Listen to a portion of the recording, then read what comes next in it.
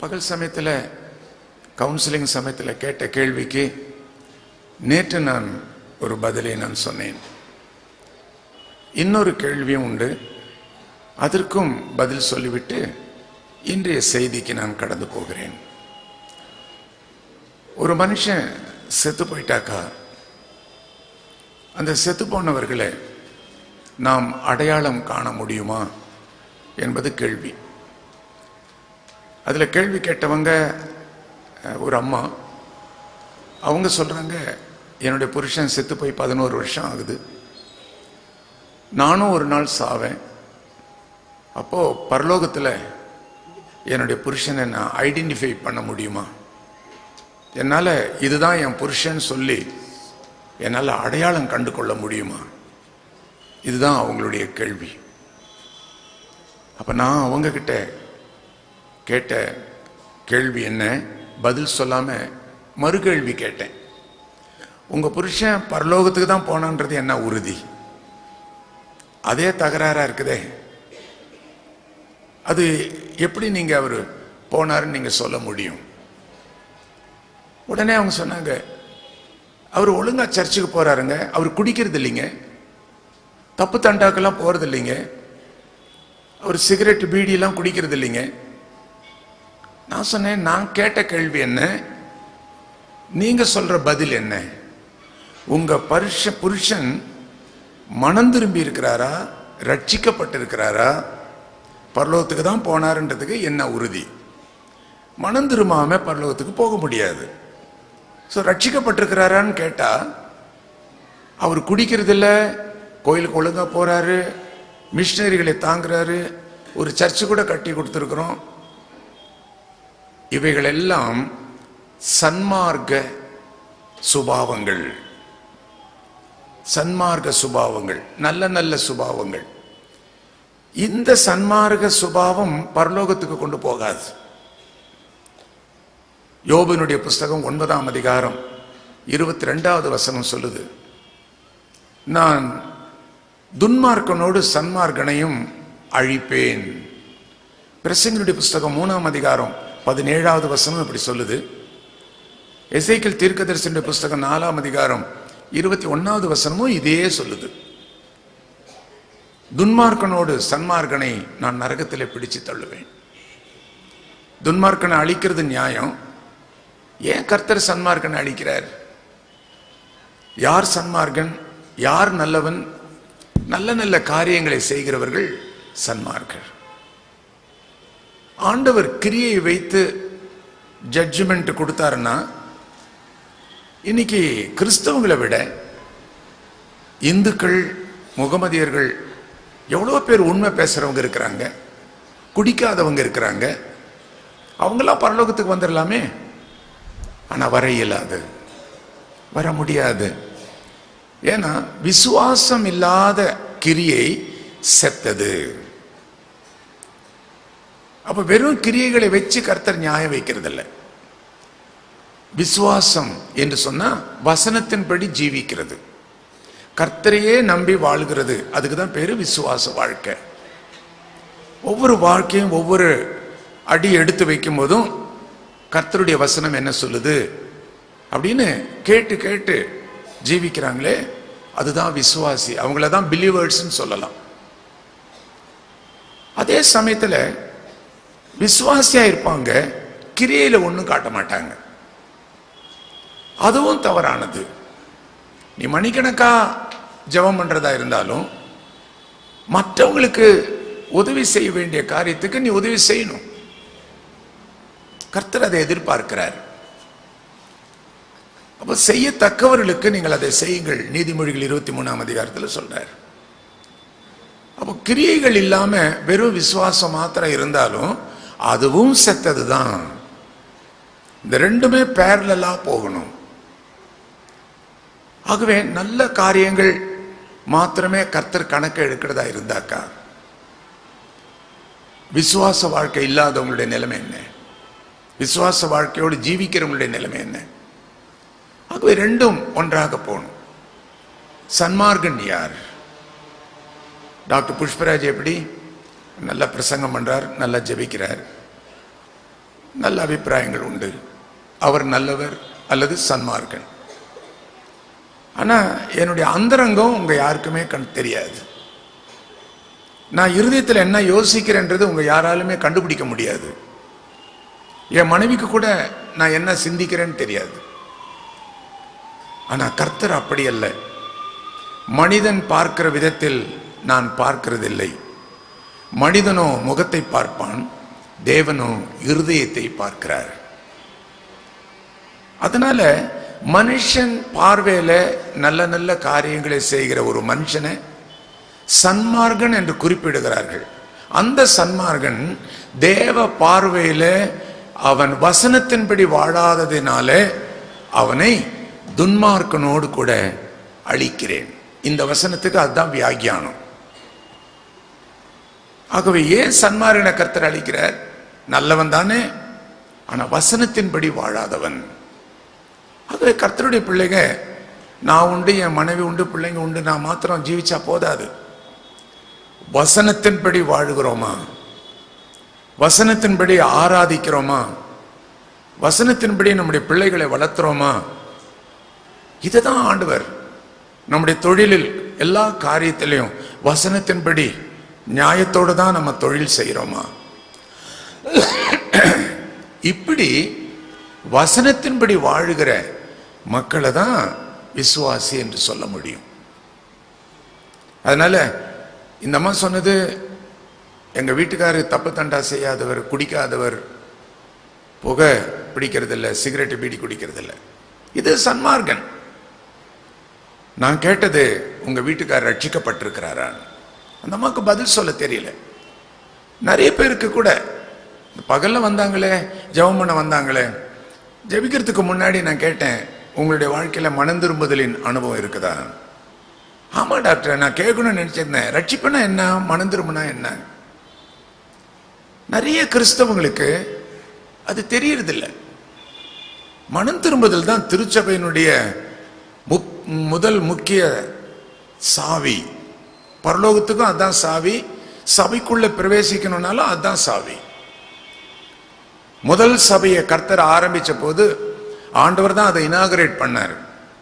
திறப்பு விழா செஞ்சதே சபையை ஆண்டவர் தான். எப்படிப்பட்டவங்களை சபையில மெம்பரா சேர்த்தினார்? அப்போஸ்தலர் நடவடிக்கைகள் 2ஆம் அதிகாரம் 47வது வசனத்தில், ரட்சிக்கப்படுகிறவர்களை அனுதினமும் கர்த்தர் சபையிலே சேர்த்து கொண்டார். அதுதான் எக்லீசியா. பிரித்தெடுக்கப்பட்டவர்கள் ஒன்று கூடி ஆராதிக்கிறதுக்கு தான் பேரு எக்லீசியா. அந்த அனுபவம் இல்லாம சபையில மெம்பரா சேர முடியாது, திருவிருந்தும் எடுக்க முடியாது. ஏன்னா இதுதான் முக்கியமான அஸ்திபாரம். இந்த மனம் திரும்புதல் இல்லாதவங்களுக்கு கன்ஃபர்மேஷன் கொடுக்கவே கூடாது. அந்த பிள்ளைகளுக்கு விசுவாச பிரமாணம் கற்றுக் கொடுக்கிறோம், பொதுவான பாவரிக்க கற்றுக் கொடுக்கிறோம், திருவிருந்து எப்படி எடுக்கணும்ன்றதெல்லாம் கற்றுக் கொடுக்கிறோம். ஆனா நீ மனம் திரும்பினியாப்பா என்பதை அதை திட்டவட்டமாக நாம் அவங்களுக்கு கற்பிப்பது மிக மிக முக்கியம். சேலத்தில் ஒரு சபை, 4 சிஎஸ்சி சர்ச், அதில் ஒரு சர்ச்சு, அந்த பேரை சொல்ல விரும்பல, ரொம்ப வருஷத்துக்கு முன்னாடி இப்போ அந்த ஐயர் இறந்து போயிட்டாரு. அவரு அந்த சர்ச்சினுடைய பொறுப்பாக இருக்கிற சமயத்தில் அவர் கொஞ்சம் ரொம்ப ஸ்ட்ரிக்டானவர். என்னையும் அவர்கள் அழைத்தாங்க. அந்த காலத்திலிருந்தே எங்களுக்கு அனுபவம் உண்டு. குடும்பத்தையும் நடத்தினது, பிள்ளைகளை வழி நடத்தினது, எல்லாத்திலுமே ரொம்ப ஸ்ட்ரிக்டா இருப்பார். திடப்படுத்தல் வகுப்பு நடந்தது. கடைசி இன்னும் 2 வாரம் இருக்குது, பிஷப் வர போறாரு. அதுக்குள்ளேயே 2 தம்பிமாரு அவங்கள கூப்பிட்டு, தம்பி உங்களுக்கு இந்த தடவை திருவிருந்து கொடுக்க முடியாது, கன்ஃபர்மேஷன் கொடுக்க முடியாது, நீங்க போயிட்டு அப்புறமா தனியா என்னை வந்து சந்திங்க. உடனே அந்த பசங்க 2 பேரும், எங்க அப்பா யாருன்னு தெரியுமா? உங்க அப்பா எல்லாம் தெரியாமல நான் உன்னை மெம்பரா சேர்த்திருக்கிறேன். திடப்படுத்தலுக்கு உன்னை நான் சேர்த்தது உங்க அப்பாவெல்லாம் தெரிஞ்சதுனால தான்ப்பா. நான் இந்த சபையினுடைய ஆயர். உங்க அப்பாவும் தெரியும், உங்க அம்மாவும் தெரியும், குடும்பத்தையும் தெரியும் எனக்கு. எங்க அப்பாவை தெரியும்னு சொல்லிட்டுமா என்ன திடப்படுத்தல வேண்டான்னு சொல்றீங்க? பாத்துக்கிறேன்னு சொல்லிட்டு போனாங்க. ஒன்னு அவங்க அப்பா கிட்ட போய் சொல்லியிருக்கிறாங்க. அடுத்த வாரம் ஞாயிற்றுக்கிழமை ஆராதனை முடியும் முன்பு ஆலயத்தினுடைய வெளியில பயங்கர கூட்டத்தில் சத்தமா திட்டிட்டு இருக்கிறாரு. ஆயர் வெளியே வந்து எல்லாருக்கும் ஷேக்கன் கொடுத்து ஸ்தோத்திரம் பண்ணிட்டு இருக்கும்போது அந்த சற்று தூரத்தில் ஒரு பெரிய கூட்டத்தின் மத்தியில் இவர் ரொம்ப ரொம்ப சத்தம் போட்டு திட்டிட்டு உட்காந்துருக்காரு. அவனே இவனேன்னு சொல்லிட்டு எல்லாரையும் வெளியே அனுப்பி ஸ்தோத்திரம் பண்ண முடிஞ்ச உடனே ஐயர் நேரா அங்க அந்த கூட்டத்தின் மத்தியில் போனார். இங்க என்ன தகராறு, என்னத்துக்கு நீங்க எல்லாம் சத்தம் போட்டுட்டு இருக்கிறீங்க? அப்பதான் அவர் சொன்னாரு, நான் தான் சத்தம் போட்டேன். என்னன்ற நீங்க? எங்க பையன்ற தெரிஞ்சும் கன்ஃபர்மேஷன்ல நீ சேர்த்தாத, காரணம் என்ன? அப்பதான் அவர் சொன்னாரு, நீங்க தனியா வந்தா உங்களுக்கு நான் சொல்றேன். என்னத்துக்கு தனியா வரணும்? இங்கே சொல்லு, எல்லாத்துக்கும் மதி சொல்லு. இல்ல, அதை சொன்னா உங்களுக்கு தான் அவமானம், நான் சொல்ல விரும்பல. உங்க வீட்டுக்கு நான் சாயந்தரம் வர்றேன். எங்க வீட்டுக்கு வந்தா உன் காலையே முறிச்சு தந்துடுவேன். நீ வந்து பாரு எங்க வீட்டுக்கு. வா போன்ல பேச ஆரம்பிச்சிட்டாரு. அப்பதான் ஐயர் சொன்னாரு, இவ்வளவு தூரம் சொன்னதுனால கண்டிப்பா நான் வரேன்யா, கண்டிப்பா நான் வரேன். ரொம்ப துணிச்சல் பிடிச்ச ஐயர் அவர். அப்புறம் சாயந்தரம் அங்கெல்லாம் போட்டு ஸ்கூட்டரில் புறப்பட்டாரு. அப்போ ஒய்ஃப் சொன்னாங்க, இன்னைக்கு நான் உங்க கூட தான் நான் வரப்போறேன். என்னத்துக்கு கூட வர? நான் தனியா போயிட்டு வரேன். இல்ல இல்ல, இன்னைக்கு மாத்திரம் நான் கண்டிப்பா வரணும். நான் எனக்கு தெரியும் நீ எதுக்காக பயப்படுறேன்னு சொல்லி. அவங்க வீட்டுக்கு நான் போறேன், அதனால தானே நீ பயப்படுற? ஆமாங்க, நான் கூட வரணும். இல்ல, இன்னைக்கு நீ வர வேண்டாம், நீ சும்மா இங்க உட்காந்து நீ ஜெபம் பண்ணா போதும். ஸ்கூட்டர் எடுத்துட்டு இவர் நேரா போனார். வீட்டுக்குள்ள போனா எல்லாம் அப்பா அம்மா பிள்ளைங்க எல்லாம் டிவி பார்த்துட்டு இருக்கிறாங்க. உள்ள நுழைஞ்ச உடனே, அப்போ டிவி வந்த புதுசுன்னு நினைக்கிறேன் நான். அந்த சமயத்தில் இவங்க எல்லாருமே எந்திரிச்சாங்க, அவர் மாத்திரம் எந்திரிக்கல. டிவியை உத்து பார்த்துட்டே இருக்கிற மாதிரி நிற்கிறாரு. ஐயா வாங்கய்யா, தோத்தரையா, வாங்க உள்ள உட்காருங்க அப்படின்னு அந்த அம்மா எந்திரிச்சு மரியாதை பண்ணி, பிள்ளைங்கள்லாம் எந்திரிச்சு மரியாதை பண்றாங்க. இவர் எந்திரிக்கவே இல்லை. அவர் சொன்னாரு, வீட்டு எஜமான் அவர் கூப்பிடாம நான் உள்ள வரல, நான் வெளியே நிற்கிறேன், அவரோட தான் நான் பேசுறதுக்காக வந்தேன். இன்னைக்கு சாயந்தரம் வந்துருவியான்னு கேட்டாரு, வந்துறேன்னு சொன்னேன், அதனால தான் வந்தேன். உடனே டக்குன்னு எந்திரிச்சிட்டாரு. எந்த தைரியத்திலையா நீ இப்படி வர்ற? நீ தனியா வந்த நான் எத்தனை பேரை அடிச்சிருக்கிறேன்னு உனக்கு தெரியுமா? எல்லாம் கேள்விப்பட்டேங்க. இந்த இடத்துக்கு டிரான்ஸ்ஃபர் ஆகிட்டு வரும்போதே ஒவ்வொருத்தரை பற்றியும் நிறைய கேள்விப்பட்டுட்டு தான் நான் இங்கே வந்து சேர்ந்தேன். இப்படிலாம் சொன்ன உடனே, சொல்லு, இப்போ சொல்லு, ஏன் என் பையனுக்கு கன்ஃபர்மேஷன் கொடுக்க மாட்டேன்ட்டேன்? வா போன்னு மரியாதை இல்லாமல். அப்போ நான் ஐயர் சொன்னார், இப்போ நாம் 2 பேரும் பேசிகிட்டு இருக்கிறோம், உங்கள் பின்னாடி உங்கள் ஒய்ஃபு அழுதுட்டு இருக்கிறாங்க பாருங்க, திரும்பி பாருங்க. ஆமாம், ஏண்டி அழுகிற நீ? அதுதாங்க ரகசியம். உங்கள் மனைவி கிட்ட கேட்டு பாருங்க, அவங்க ஏன் அழுகிறாங்கன்றதுக்கு அர்த்தம் அவங்களுக்கு தெரியும். உடனே இவர் கோவங்க எல்லாம் தணிஞ்சு போச்சு. ஐயா உள்ள வாங்க ஐயா, இந்த வீட்டில் என்னதான் நடக்குது? எல்லாம் வித்தியாசமா இருக்கிறீங்க, எனக்கு ஒண்ணுமே தெரிய மாட்டேங்குது அப்படின்னு அதுக்கும் ஒரு சத்தம். உள்ள வந்து உக்காந்துட்டாரு. அப்புறமேல தான் சொன்னார், ஒரு ஞாயிற்றுக்கிழமை வெஸ்டில் இருந்த போது உங்க மனைவியும் நீங்களும் நேரில் வந்து சொன்னீங்க, ஞாபகம் இருக்குதா? என் பையன் கஞ்சா அடிக்கிறான், ஹைஸ்கூல் படிக்கும் போதே கஞ்சால பழக்கமாயிடுச்சு, ரொம்ப தொந்தரவா இருக்கிறான், வயலண்டா இருக்கிறான். ஐயா நீங்க எப்படியாவது ஜெபம் பண்ணணும், அவனை கூட்டிட்டு வந்திருக்கிறேன் அப்படின்னு சொல்லிட்டு அந்த அம்மா அழ, நீங்க மனவேதனையோடு கூட சொன்னது உங்களுக்கு ஞாபகம் இருக்குதா? ஆமா, அதுக்கு தான் அப்புறம் நீங்க ஒரு அட்ரஸ் கொடுத்தீங்க, அதெல்லாம் ட்ரீட்மெண்ட் கொடுத்து பையெல்லாம் சரியாகி போயிடுச்சே, அப்புறம் என்ன இப்போ அதுக்கு? அவன் தான் நல்லா ஆயிட்டானே, நல்ல சுகமாயிட்டானே. இல்லையா, உங்க பையன் இன்னும் அப்படியே தான் இருக்கிறான். பெத்த தகப்பன் வீட்டுக்குள்ள இருக்கிறீங்க, பையன் இன்னும் மாறிட்டானா இல்லையான்றதே உங்களுக்கே தெரியலன்னா எந்த அளவுக்கு நீங்க குடும்பத்தில் இன்வால்வ்மெண்ட் உங்களுக்கு இருக்குதுன்றத பாருங்க. உங்க பையன் மாறவே இல்லை, அதனால்தான் உங்க மனைவி அழுகிறா. இப்படிப்பட்ட நிலைமையில நான் அந்த பையனுக்கு திருவிருந்து கொடுத்தேன்னாக்கா, இப்ப கூட சொல்றேன், திருவிருந்துக்கு யாராவது 24 மணி நேரம் குடிக்காரன்னு சொன்னா கூட சரி, 2 பொண்டாட்டியை வச்சிருக்கிறாங்கன்னு தெரிஞ்சாலும் சரி, திருவிருந்துக்குன்னு வந்துட்டா அவனை யாரும் தடுக்க கூடாது. எக்ஸ்கம்யூனிகேட் பண்ண ஒரு ஆள் கூட திருவிருந்துக்கு முன்னாடி வந்து ஆல்டர்ல உட்காந்துட்டாங்கன்னா அவங்களுக்கு கொடுக்கணும். காரணம் என்னன்னா, இதனுடைய விளைவுகள் என்னன்றத முதல்லயே வாசிச்சிடறாங்க. 1 கொரிந்தியர் 11ஆம் அதிகாரம் 23 இருந்து கடைசி வரைக்கும் வாசிச்சிடறாங்க. தவறான விதத்தில் இந்த திருவிருந்த கை கொண்டா பலகீனம், வியாதி, 2 வார்னிங், ஒரு ஃபைனல். 2 வார்னிங், ஒரு ஃபைனல். ஃபைனல் என்ன? மரணம். இத சொல்லிட்டு தான் இதுக்கப்புறமும் நீ திருவிருந்தை எடுக்கிறன்னா அது உன்னுடைய இஷ்டம். 1 கொரிந்தியர் 11ஆம் அதிகாரம் 28வது வசனம். அவனவன் தன்னைத்தான் சோதித்தறிந்து இதிலே பானம் பண்ண கடவன்.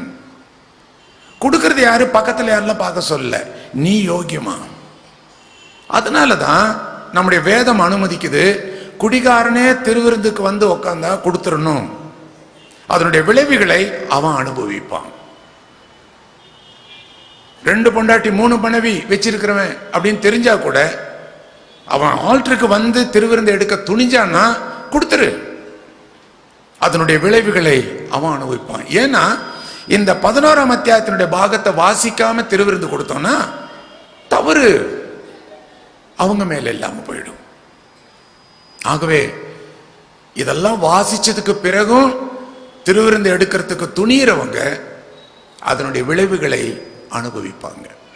அப்ப இப்போ நான் சொல்றேன், உங்க பையனை நான் கன்ஃபர்மேஷன்ல சேர்த்து பிஷப் வந்தா திருவிருந்து கொடுக்கறதுக்கு ஏற்பாடு பண்றேன். எனக்கு எந்த ஆட்சேபனையும் கிடையாது. ஆனா நீங்க பல வருஷத்து கிறிஸ்தவங்க, இந்த திருச்சபைக்காக எவ்வளவோ பாடுபட்டிருக்கிறீங்க. தேவ கோபம் உங்க மேலேயோ உங்க குடும்பத்தின் மேலேயோ வந்துடக்கூடாதுன்றதுக்காக தான் உங்க பிள்ளைகளுக்கு நான் திருவிருந்து கொடுக்கல. அந்த பையனோடு சேர்ந்த இன்னொரு நண்பன் இருக்கிறான், அவனுக்கும் நான் திருவிருந்து கொடுக்கல. அவங்க அப்பா அம்மாவுக்கு தெரிஞ்சிருச்சு, அவங்க அப்பா அம்மாவே பையனை கூட்டிட்டு போயிட்டாங்க. நீங்க ஒருத்தர் தான் ரொம்ப கோபப்பட்டு இப்படி பேசிட்டீங்க. உடனே அவர் கண்ணீர் விட்டு அழுது, காலையில நான் உங்களை நீ வான்னு பேசிட்டேன், மன்னிச்சிருங்கய்யா. உங்க அங்கிக்காவது நான் மரியாதை கொடுத்துருக்கணும், ஆனா அப்படி செய்யாம விட்டுட்டேன், என்னை சபிச்சிடாதீங்க என்று சொல்லி கை கூப்பி அழுதார். எதுக்காக இதை நான் சொல்றேன் அப்படின்னா, ஒவ்வொருத்தரும் நம்மளை பரிசோதனை பண்ணி கர்த்தருடைய சமூகத்தில் கர்த்தருடைய பிள்ளைகளாக வாழணும். நல்ல ஜீவியம் பரலோகத்துக்கு எடுபடாது, வசனத்தின்படி வாழுகிற வாழ்க்கை. அப்ப இந்த அம்மா கிட்ட நான் சொன்னேன், சரி புருஷனை பத்தி தான் உங்களுக்கு சரியா தெரியல, நீங்களாவது ரட்சிக்கப்பட்டிருக்கீங்களா? அவங்க சொன்னாங்க, தெரியல. இப்ப நீங்க சொல்றதை பார்த்தா எனக்கும் பயமா இருக்குது, நான் ரட்சிக்கப்பட்டனா இல்லையான்னு எனக்கே தெரியல. அப்பதான் உங்களுக்கு ரட்சிப்புனா என்னன்றத சொன்னேன். ஒன்றும் இல்லைம்மா, சிம்பிள் திங். பாவத்தை ஒத்துக்கணும், ஒத்துக்கிட்ட பாவத்தை அறிக்கை செய்யணும், இவ்வளவுதான். 1 யோவான் 1ஆம் அதிகாரம் 8வது வசனம். நமக்கு பாவம் இல்லை என்போமானால் நம்மை நாமே வஞ்சிக்கிறவர்களாக இருக்கிறோம், நமக்குள் சத்தியம் இல்லை. சத்தியம் இல்லைன்னா இயேசு இல்லைன்னு அர்த்தம். நானே வழி, நானே சத்தியம், நானே ஜீவன். அப்ப இயேசு இல்லைன்னு அர்த்தம். அப்போ பாவத்தை நம்ம அறிக்கை செய்யணும். நீதிமொழிகள் 28ஆம் அதிகாரம் 13வது வசனம். பாவங்களை மறைக்கிறவன் வாழ்வடைய மாட்டான், அறிக்கை செய்து விட்டு விடுகிறவனோ தேவ இரக்கத்தை பெற்றுக் கொள்வான். அறிக்கை செய்தவன் அல்ல, வார வாரம் பாவ அறிக்கை செஞ்சுட்டே இருக்கிறவன் அல்ல, அறிக்கை செய்த பாவத்தை நான் விட்டுருக்கணும். பரமண்ட ஜெபத்தை 100க்கு 100 பொய் பேசுறவங்க நிறைய சிஎஸ்சி சபையில் இருக்காங்க. எங்கள் கடனாளிகளை நாங்கள் மன்னிக்கிறது போல நீர் எங்களை மன்னி, இது டூப்பு தானே இது. எத்தனை பேர் மன்னிக்காம 3 வருஷம் 2 வருஷம் இன்னும் மனசுல கசப்பு வச்சிட்டு இருக்கிறீங்க. ஆனா தினம் பரமண்ட ஜெபத்தை சொல்லிக்கிட்டே உட்காந்துட்டு இருக்கிறோம். ஆண்டவரையே ஏமாத்த தைரியம் வந்துருச்சு நமக்கு, மனப்பாடமா அதை சொல்லிடுறோம். நம்ம அந்த அர்த்தத்தை புரிஞ்சிருந்தோம்னா சொல்றதுக்கு வாய் கூசும். நான் இன்னும் எங்க பெரியம்மாவோட நான் பேசல, எங்க அக்காவோட பேசல, ஒரு வீட்டுக்குள்ளேயே நாங்க ஒருத்தருக்கு ஒருத்தர் பேசல. நாங்க மற்றவர்களை மன்னித்தது போல நீர் எங்களையும் மன்னியும் கேட்க எனக்கு என்ன நியாயம் இருக்குது? இப்படியாக மனம் திரும்புதல் ரொம்ப ரொம்ப முக்கியம். பாவத்தை ஒத்துக்கணும், அறிக்கை செய்யணும், அதை விட்டுறதுக்கு தீர்மானம் எடுத்தணும். இன்னிலிருந்து நான் குடியை நிறுத்திடுறேன், பாவத்தை நிறுத்திடுறேன். சரி, மன்னிச்சிட்டாருன்றதுக்கு உறுதி என்ன? 1 யோவான் 1:9 நாம் பாவத்தை அறிக்கை செய்தால் அதை மன்னிப்பதற்கு அவர் உண்மையும் நீதியும் உள்ளவராயிருக்கிறார். நீ அறிக்கை செய்தது உண்மையானா அவர் மன்னித்ததும் உண்மை. வானம் பூமி ஒழிந்து போனாலும் என் வார்த்தைகள் ஒரு நாளும் ஒழிந்து போகாது. சொன்னா சொன்னபடியே உன்னை அவர் மன்னிப்பார். மன்னிச்சதுக்கு அப்புறம் உன்னுடைய வாழ்க்கையினுடைய மாற்றத்தை நீ பார்க்கலாம். பைபிளே வாசிக்க இன்ட்ரெஸ்ட் இல்லாத நீ மணிக்கணக்கா பைபிளை வாசிக்கணும் போல ஆசை வரும். ஜெபம் பண்ண உனக்கு இன்ட்ரெஸ்ட் இல்லை, இப்ப மணிக்கணக்கா ஜெபிக்கணும் போல தோணும். ட்ரெயின்ல ஏறி உக்காந்தா, பஸ்ல ஏறி உக்காந்தா, சும்மா உக்காந்து இருக்கிறோமே, கொஞ்ச நேரம் நம்ம ஜெபிச்சா என்ன, அந்த ஆசை நமக்குள்ள வர ஆரம்பிக்கும். கெட்ட நண்பர்களோட நீ விரும்பி விரும்பி போவ. இப்ப அந்த நண்பன் எதிர்க்க வந்தாலும் நீ வேற வழியா போயிடுவ.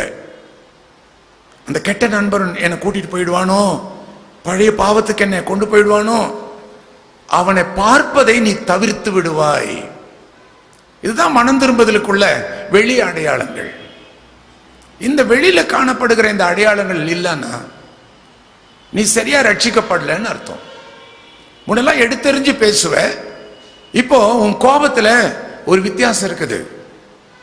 எடுத்தெறிஞ்சு பேசுறது இல்ல, நிதானமா யோசிக்கிற, மெதுவா பேசுற. நான் பேசுறது மத்தவன் மனசு வேதனைப்படுத்துமா படுத்தாதான்னு யோசிக்க தொடங்கிட்ட.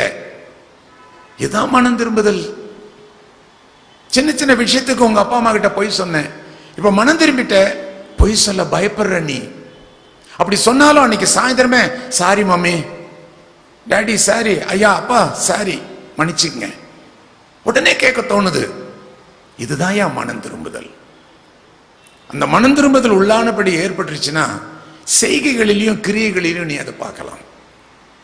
சரி, இப்ப இந்த அம்மாவுடைய கேள்வியினுடைய பதில் என்ன? என்னுடைய புருஷனை, செத்து போன புருஷனை நானும் செத்தா அடையாளம் கண்டுபிடிக்க முடியுமா? 3 இடத்துல அடையாளம் கண்டுபிடிக்கலாம். ஒண்ணு பாதாளம், பரதேசி. ஒரு மனுஷன் செத்து போனா முதலாவது என்ன நடக்கும்ன்றது தெரிஞ்சுக்கணும். பிரசங்கினுடைய புஸ்தகம் 12ஆம் அதிகாரம் 7வது வசனத்துல நீங்க அதை பார்க்கலாம். ஒருத்தன் செத்து போனா அவனுடைய சரீரம் மண்ணுக்கு போகிறது, மண்ணுக்கு மண்ணாக மாறி விடுகிறான். ஆவி ஆத்மா கர்த்தருடைய கருத்துக்கு போயிடுது. நீ மனம் திரும்பி ரட்சிக்கப்பட்டிருந்தா உன்னை பரதேசிக்கு அனுப்புறாரு. அது பரலோகம் அல்ல, அது பரதேசி. நியாய தீர்ப்புக்கெல்லாம் பின்னாடிதான் பரலோகம். இப்பவே நல்லவங்களையும் கெட்டவங்களையும் ஒன்னா ஒரே இடத்துல தங்க வைக்கிறது இல்ல செத்து போன ஆவிகளை. நீ மனம் திரும்பாதவனா இருந்தா பாதாளத்துல. இதுதான் ஐஸ்வர்யவான் லாசருடைய கதையில கர்த்தர் அதை சொல்றாரு. அது கதையாகல்ல, வேத சாஸ்திரிகள் சொல்றாங்க, நடந்த விஷயத்தை தான் அவர் சொல்றாரு. ஏன்னா பரலோகத்துக்கும் பரதேசிக்கும் பாதாளத்துக்கும் போகிறவர் இயேசு ஒருத்தர் தான். அவர் தான் அதுக்கு அதிகாரம் பெற்றவர். அதனாலதான் அந்த உதாரணம் சொல்லும் போது லாசரு என்று பெயர் கொண்ட ஒருவன் இருந்தான், இப்படிதான் ஆரம்பிக்கிறார். திட்டவட்டமா ஒரு குறிப்பிட்ட நபரை பத்தி தான் அவர் சொல்றாருன்றது நல்லாவே தெரியுது. அவருக்கு பழக்கமான நபர், அவர் பார்த்த நபர், பழகின நபர் அப்படின்றது நல்லாவே தெரியுது. இந்த உதாரணத்தின் அடிப்படையில தான் செத்து போனதுக்கு அப்புறமேல நீ மனம் திரும்பி இருந்தா கர்த்தர் உன்னை பரதேசிக்கு அனுப்புறார், நீ மனம் திரும்பலன்னா பாதாளத்துக்கு அனுப்புறார். 2 இடத்துலயுமே ஒருத்தர் அடையாளம் கண்டுபிடிச்சுக்கலாம். பரதேசில ஆபிரகாம் மாதிரியே இருப்பார், ஈசாக்கு மாதிரியே இருப்பார். எந்த வயசுல செத்தியோ அதே ரூபத்தில் காணப்படுவார். எந்த ஒருவேளை கிட்னி தானமா கொடுத்திருந்திருக்கலாம், கண்ணு தானமா நீ கொடுத்திருந்திருக்கலாம். நான் செத்து போன உடனே என்னுடைய கண்ணை மற்றவங்களுக்கு தானமா எடுத்துக்கங்கன்னு எழுதி கொடுக்கறவங்க நிறைய பேர். ரொம்ப நல்ல அற்புதமான காரியம் அது. நீ செத்து போனதுக்கு அப்புறம் ஒரு ஆளை, பார்வை இல்லாத ஒரு ஆளுக்கு ஒரு கண்ணாவது கொடுக்க முடியுது. கிட்னி இல்லாதவருக்கு கிட்னியை கொடுத்து அவனை வாழ வைக்க முடியுது. அந்த பிள்ளைக்கு அனாதை ஆகாதபடி காப்பாற்ற முடியுது. அதனால தான் சாகிறதுக்கு முன்னாடி உயில் எழுதி வைக்கிற மாதிரி உங்களுடைய நியரஸ்ட் ஹாஸ்பிட்டலில், கவர்மெண்ட் ஹாஸ்பிட்டலுக்கு நீ எழுதி கொடுத்துடணும். நான் செத்து போன உடனே என்னுடைய ஃபேமிலி இன்ஃபார்ம் பண்ணாக்கா ஆம்புலன்ஸில் வந்து அதுலேயே ஒரு சின்ன தியேட்டர் மாதிரி இருக்கும். என்னுடைய கண்களை எடுத்துக்கலாம். செத்து 24 மணி நேரத்துக்குள்ளே எடுத்துடணும். எடுத்து அதுக்குள்ள திரவத்தில் போட்டு வச்சிட்டாக்கா யாருக்கு தானமாக கொடுக்கணுமோ அவங்களுக்கு கொடுத்துடலாம். செத்த பிறகு கூட மற்றவங்களுக்கு நீ பிரயோஜனமுள்ள ஒரு பாத்திரமாக இருப்ப. சிலர் பயப்படுவாங்க, என்ன 2 கண்ணும் கொடுத்துட்டா நாளைக்கு நியாய தீர்ப்பில் இயேசுவை பார்க்கவே முடியாம போயிடுமே அப்படின்னு நினைப்பாங்க. முதலாவது இந்த சரீரம் நரகத்துக்கும் வராது, நியாய தீர்ப்புக்கும் வராது. ஏதா இது மண்ணுக்கு மண்ணா போயிடுமே. மகிமையின் சரீரம் கொடுக்கப்படும். அந்த மகிமையின் சரீரத்தில் கிட்னியும் கிடையாது, ஒன்றும் கிடையாது. ஆனா நீ பார்க்க முடியும், உணர முடியும், ஃபீல் பண்ண முடியும். அந்த மகிமையின் சரீரத்தில் நியாய தீர்ப்பில் வந்து நிற்ப. அதனால நான் கண்ணை இலவசமா கொடுத்துட்டேனே, என் கண்ணு குருடா போயிடுமே, கிட்னி இலவசமா கொடுத்துட்டேனே நினைச்சு பயப்படவே வேண்டாம். மகிமையின் சரீரத்தை கர்த்தர் கொடுப்பார். இந்த சரீரம் நரகத்துக்கும் போகாது, இந்த சரீரம் இதுக்கும் நியாய தீர்ப்புக்கும் வந்து நிற்காது. இது மண்ணோட மண்ணா போயிடும். மண்ணிலிருந்து, அதனால தான் அடக்க ஆராதனையில் மண்ணிலிருந்து எடுக்கப்பட்டாய், மண்ணுக்கே திரும்ப போறேன். இந்த 2 இடத்துலையுமே புருஷனும் மனைவியும் 2 பேரும் ரட்சிக்கப்பட்டிருந்தா 2 பேரும் பரதேசில இருக்கலாம். 2 பேரும் ஒன்னா பாவம் செஞ்சிருந்தீங்கன்னா ஒன்னா பாதாளத்துல அந்த ஐஸ்வர்யானோடையே உட்காந்துட்டு இருக்கலாம், அழுதுட்டு இருக்கலாம். ஒருத்தர் ரட்சிக்கப்பட்டு ஒருத்தர் ரட்சிக்கப்படலன்னா ஐஸ்வர்யவான் லாசருவை பார்த்த மாதிரி பாதாளத்துல உட்காந்துக்கிட்டே உன் புருஷன், ரட்சிக்கப்பட்ட புருஷனை நீ ஆபிரகாம் பக்கத்துல நீ பார்க்கலாம், அடையாளம் கண்டுபிடிக்க முடியும். இந்த ஒரு இடம் பாதாளம், பரதேசி. 2வது 1000 வருஷ அரசாட்சி. அது இந்த பூமியிலேயே நடக்கும். அந்த 1000 வருஷ அரசாட்சியில யாரு அந்த அட்மினிஸ்ட்ரேஷன்ல வருவாங்க? மனம் திரும்பி ரட்சிக்கப்பட்டவங்க அவங்க வருவாங்க. சீஷர்கள் ஆளுவார்கள், நாமும் ஆளுவோம். சந்தோஷமா இருக்கும் அந்த இடம்.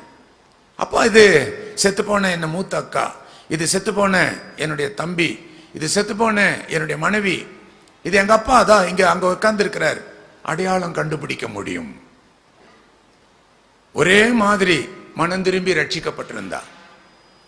3வது இடம் புதிய வானம், புதிய பூமி. இங்கேயும் மனம் திரும்பி ரட்சிக்கப்பட்டவங்க தான் அந்த இடத்துக்கு இருப்பாங்க. அப்போ ரட்சிக்கப்பட்ட உன்னுடைய தகப்பனார மகளாகிய நீ பார்க்கலாம். நீயும் ரட்சிக்கப்பட்டிருந்தனாக்கா அந்த புதிய வானம், புதிய பூமியில நீயும் அங்க காணப்படுவ. செத்துப்போன என்னுடைய தம்பி அது, செத்துப்போன என்னுடைய தாத்தா அது சொல்லலாம். இந்த 3 இடத்துல தான் ஒருத்தர் செத்து போனவங்க ஒருத்தரை ஒருத்தர் அடையாளம் கண்டுபிடிக்க முடியும். ஆனா பரலோகத்துக்கு போயாச்சுன்னா இயேசு கிறிஸ்து சொல்றார், நாம் தேவ தூதர்களை போல இருப்போம். இதே தான் பவுலும் சொல்றாரு, நாம் மரித்ததுக்கு பின்பு தேவ தூதர்களை போல இருப்போம். ஆணும் இல்ல பெண்ணும் இல்லாதவங்க, அதான் தேவ தூதர்கள். அது அக்கா அண்ணன் ஒரு அடையாளமும் நீ பார்க்க முடியாது. எல்லாரும் ஒரே தாய் வயிற்று பிள்ளைகளை போல ஆண்டவரோடு சேர்ந்து, அந்த ஏஞ்சல்ஸோடு சேர்ந்து ஆண்டவரை துதித்து மகிழ்ந்து இருப்போம். அதுதான் பரலோக சந்தோஷம். அங்க யாரையுமே அடையாளம் கண்டுபிடிக்கவே முடியாது. ஆனா இன்னைக்கு நிறைய பேர் அவங்க பொய்யான தரிசனத்தில் டூ போடுவாங்க. மூத்த மகனை பார்த்தேன், இளைய மகளை பார்த்தேன்னு சொல்லலாம். ஆனா பைபிள் அதை ஒத்துக்கொள்ளுகிறது கிடையாது. ஆகவே இங்க உட்கார்ந்து இருக்கிற நீங்க, இந்த வீடியோவை பார்த்துட்டு இருக்கிற நீங்க, உங்க குடும்பமா பரலோகத்தில் ஒருத்தர் ஒருத்தர் பார்த்து ஆண்டவருக்கு நன்றி சொல்லணும் அப்படின்னா குடும்பமாக மனம் திரும்பணும், குடும்பமாக ரட்சிக்கப்படணும், ஆண்டவருடைய சமூகத்தில் ஜெபிக்கணும். எங்க குடும்பத்தில் ஒருத்தராகிரும் விட்டு போக கூடாது கர்த்தாவே. எல்லாரும் மனம் திரும்பணும், உதவி செய்யணும் கேட்டு அவங்க ரட்சிப்புக்காக, மனம் திரும்புதலுக்காக, பிள்ளைகளின் மனம் திரும்புதலுக்காக பெற்றவர்கள் என்னென்ன ஏற்பாடு செய்ய முடியுமோ அதெல்லாம் நீங்க செய்யணும். சும்மா தானா பையன் மனம் திரும்பிடுவான், சண்டே ஸ்கூல் ஒழுங்கா போறான், மனம் திரும்பிடுவான் இல்ல. ஆவிக்குரிய கூட்டத்துக்கு அனுப்பணும். மாணவர்களுக்குன்னு சொல்லி தனி கூட்டங்கள் அங்கங்க நடக்குது. மாணவி பெண்களுக்குன்னு சொல்லி தனி கூட்டம் நடக்குது. ரெண்டு பேரையும் சேர்த்து வச்சு நடத்துற வாலிப முகாமுக்கு தயவுசெய்து அனுப்பாதீங்க. நிறைய பிள்ளைங்க மற்றதை விட இதுக்கு கூட்டம் கூடுவாங்க. ஏன்னா அங்க வாலிபன் வாலிப பார்க்கலாம், வாலிப பொண்ணு வாலிபனை பார்க்கலாம், அது ஒரு இன்ட்ரெஸ்ட். அங்க மனம் திரும்ப வழி இருக்காது. மீட்டிங் நடக்கும் போதே கண்கள் வேற இடத்துல போகும். பெண்களுக்குன்னே ஒரு தனி கூட்டம் வச்சு நடத்துறாங்க. பிரதர் ஆர் ஸ்டான்லின்றவர் அவங்க குரூப்பா நடத்துறாங்க. சித்தேரி மலையில பெண்களுக்குன்னு டாக்டர் லில்லியன் ஸ்டான்லி வாலிப பெண்களுக்குன்னு ரொம்ப அற்புதமான மீட்டிங் நடத்துறாங்க. அந்த மீட்டிங் போன நிறைய பெண்கள், வாலிப பெண்கள் எல்லாம் ரட்சிக்கப்படுறாங்க, மனம் திரும்பின அனுபவத்தோடு வர்றாங்க.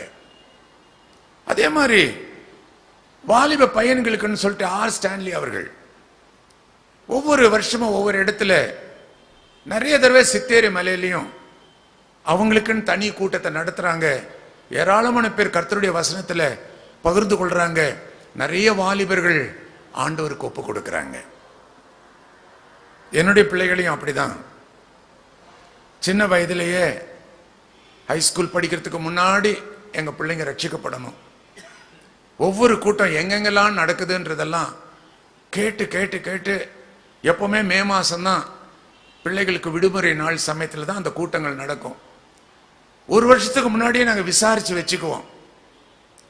மகளை ஒரு இடத்துக்கு அனுப்பணும். அந்த வாலிபர் முகாமில், வாலிப பெண்களுடைய முகாமில் நண்பர் சுசேஷ ஜெபக்குழு நடத்தின ஒரு கூட்டத்தில் அங்க என் மகள் ரட்சிக்கப்பட்டாள். ஹைஸ்கூல்ல படிக்கிற சமயத்திலேயே மனம் திரும்புதலை பெற்றுக்கொண்டாள். எவ்வளவு பெரிய சந்தோஷம். மகனுடைய வாழ்க்கையிலையும் ரட்சிக்கப்படுவதற்காக 4 வருஷமா ஒவ்வொரு வருஷமும் வாலிபர் கூட்டத்துக்காக அனுப்பணும். ஒரு கூட்டத்திலையும் அவன் மனம் திரும்பல. அவனை அங்க அனுப்பிட்டு நாங்க இங்க உபவாசத்தோடு நானும் என் மனைவியும் ஜெபிக்க ஆரம்பிச்சோம். ஆண்டவரே, இந்த கூட்டத்திலேயாவது என் பையன் ரட்சிக்கப்படணும். +2 போறான். அது முடிச்ச உடனே மெடிக்கல் காலேஜ் போறான்.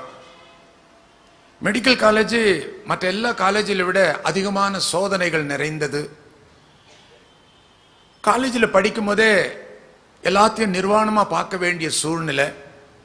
வாலிப சமயத்தில் உள்ள கிளர்ச்சி, சரீர கிளர்ச்சி இதெல்லாம் உருவாகிறதுனால நிறைய பேர் பாவத்தில் விழுந்து போகிறதுக்கு சான்ஸ் இருக்குது. மெடிக்கல் காலேஜுக்குள்ள நுழையறதுக்கு முன்னாடி என் பையன் ரட்சிக்கப்படணும். கர்த்தாவே உதவி செய்யும்.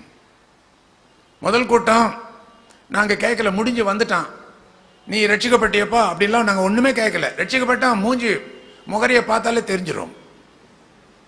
ஆனா ஒரு மாற்றமும் இல்லை, பழைய மாதிரியே தான் இருந்தான். ரெண்டாவது கூட்டம் ஒண்ணு நடக்குதுன்னு கேள்விப்பட்டோம். அந்த இடத்துக்கும் பணம் கொடுத்து பிரயாணம் பண்ணி அந்த கூட்டத்துக்கு போகிறதுக்கு அனுப்பி கொடுத்தோம். அந்த கூட்டம் முடிஞ்சது, திரும்பி வந்தாங்க. ஆனா ஒன்றும் வித்தியாசமே தெரியல. 3வது கூட்டம் நடந்துச்சு. பிரதர் ஆர் ஸ்டான்லி நடத்தின கூட்டம் தான். அந்த கூட்டத்துக்கும் போனா, 4 நாள் கூட்டத்துக்கு போனா ஒரு மாற்றமும் ஏற்படல. திருப்பி வந்தாச்சு. 4வது முறை திருச்சியில BOM பிளஸிங் யூத் மிஷனுடைய கூட்டம் நடந்தது. திருப்பியும் ஆண்டவருடைய பாதத்தில் நாங்க ஜெபம் பண்ணி மகனுக்கு காசு கொடுத்து திருச்சிக்கு அனுப்பிச்சு கொடுத்தோம்.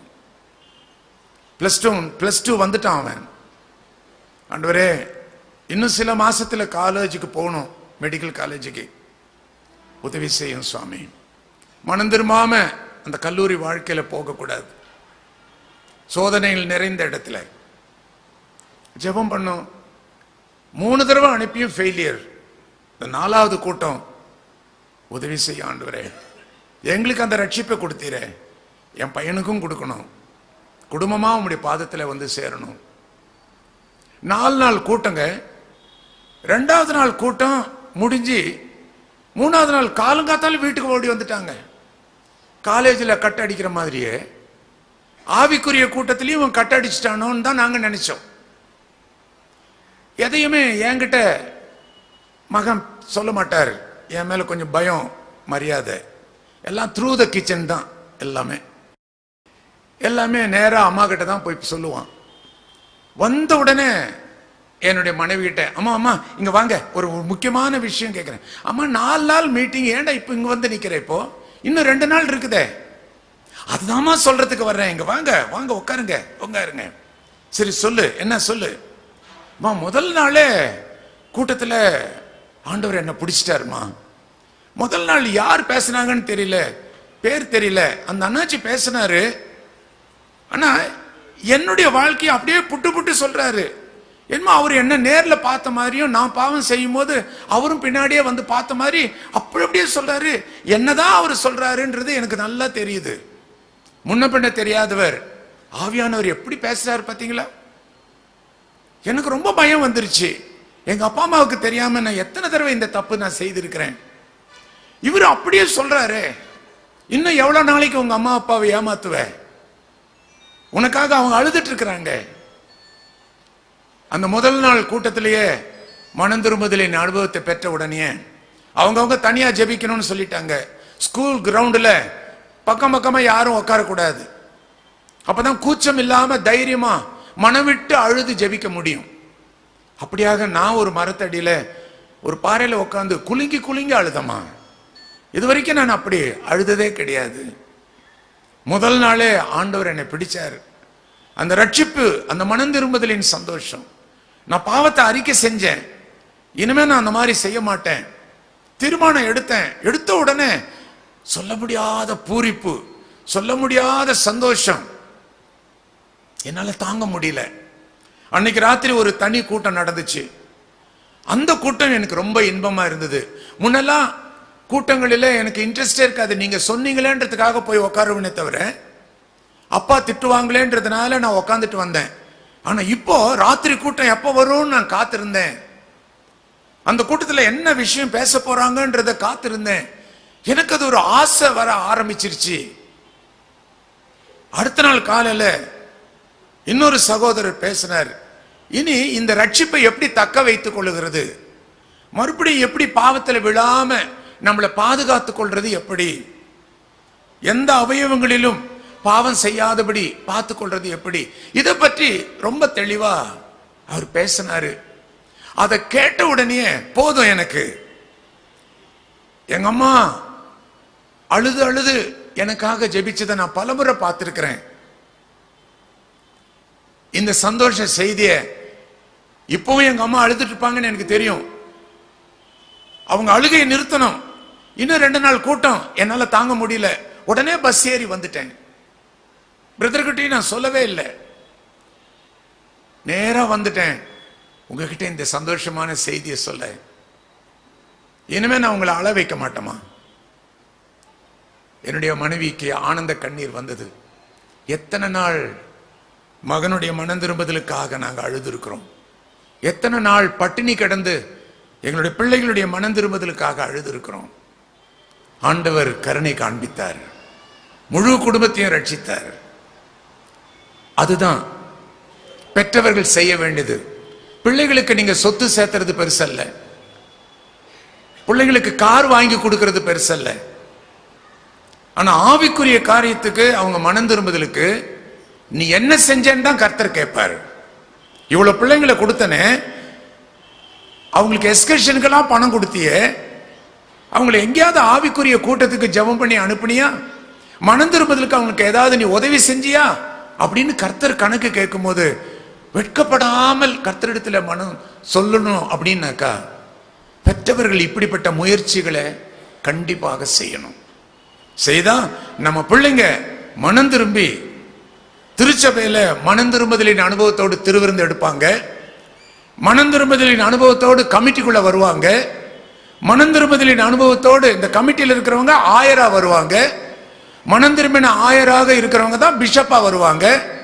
மனம் திரும்பின பிஷப் தான் நாளைக்கு மனம் திரும்பின மாடரேட்டரா வருவாங்க. பிரச்சனை எங்க ஆரம்பிக்குது? கன்ஃபர்மேஷன்ல ஆரம்பிக்குது. இந்த இடத்துல பிள்ளைகளுக்கு சரியான மனம் திரும்புதலை நம்ம கற்றுக் கொடுக்கணும். ஒவ்வொரு பெற்றோர்களும் கன்ஃபர்மேஷன் மாத்திரமல்ல, உங்களுடைய சொந்த குடும்பத்தில் உங்க பிள்ளைங்களுக்காக ஆவிக்குரிய ஏற்பாடுகளை செய்யுங்க. அவங்க மனம் திரும்பிட்டாங்கன்னா உங்க வீடே சந்தோஷமா இருக்கும். ஒரு குட்டி பரலோகம் மாதிரி இருக்கும். இன்னைக்கு எத்தனை பெற்றோர்கள் பிள்ளைகளினால கண்ணீர் விடுறாங்க தெரியுமா? நிம்மதியற்ற பெற்றோர்களாக வாழ்ந்து கொண்டிருக்கிறாங்க. அந்த நிலைமை உங்க குடும்பத்தில் வராம இருக்கணும்னா உங்களுடைய பிள்ளைகளின் மனம் திரும்புதலுக்காக நீங்க கண்டிப்பா ஒவ்வொரு வருஷமும் ஏதாவது ஒரு ஏற்பாடை நீங்க பண்ணணும்.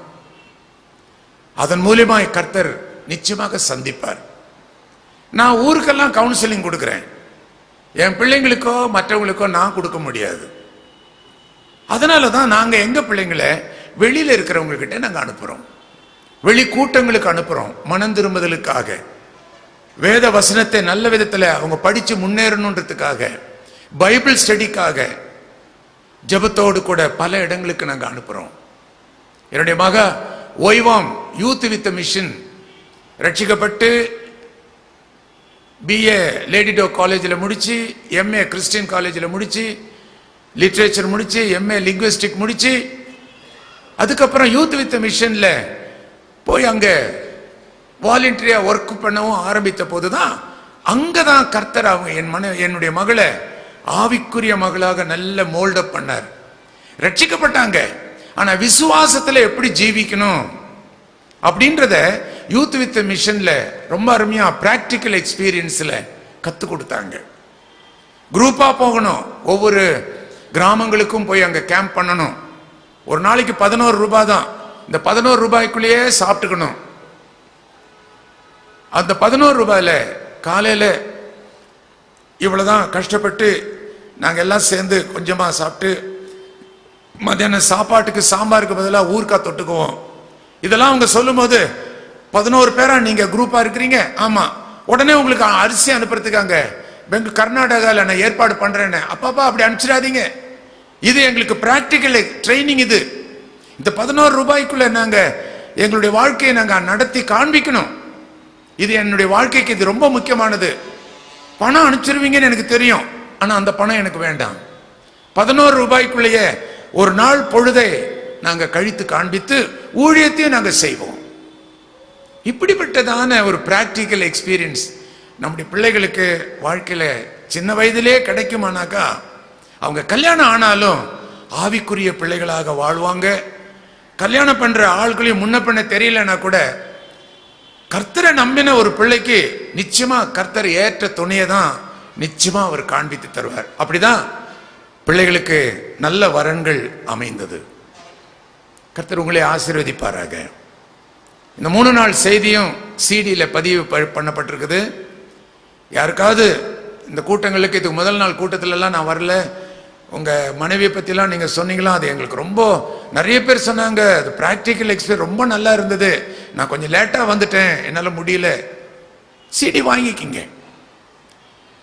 ஐயா கிட்ட கேட்டு, செக்ரட்டரி கிட்ட கேட்டு அதை நீங்க வாங்கி கொள்ளுங்க. அது உங்களுடைய குடும்பத்துக்கு பிரயோஜனம். அதை நீங்க மற்றவங்களுக்கு காப்பி எடுத்து கொடுத்தா அது ஒரு ஊழியமாகவே அநேகருக்கு அது பிரயோஜனமாக இருக்கும். என்னுடைய பிரசங்க சிடி சத்தியவசனத்துல விற்பனைக்கு வச்சிருக்கிறாங்க. அதையும் நீங்க வாங்கிக்கலாம். MP3லயே போட்டு வச்சிருக்கிறாங்க. ஏறக்குறைய 3400 பிரசங்கங்கள் இலங்கையில நான் செய்திருக்கிறேன். அதெல்லாம் இப்பதான் கொஞ்சம் கொஞ்சமா அவங்க வெளியிடுறாங்க. தேவையானவங்க கேட்டு நீங்க பெற்றுக்கொள்ளலாம். ஆவிக்குரிய புஸ்தகங்களும் இருக்குது. கர்த்தர் உங்களை ஆசீர்வதிப்பாராக.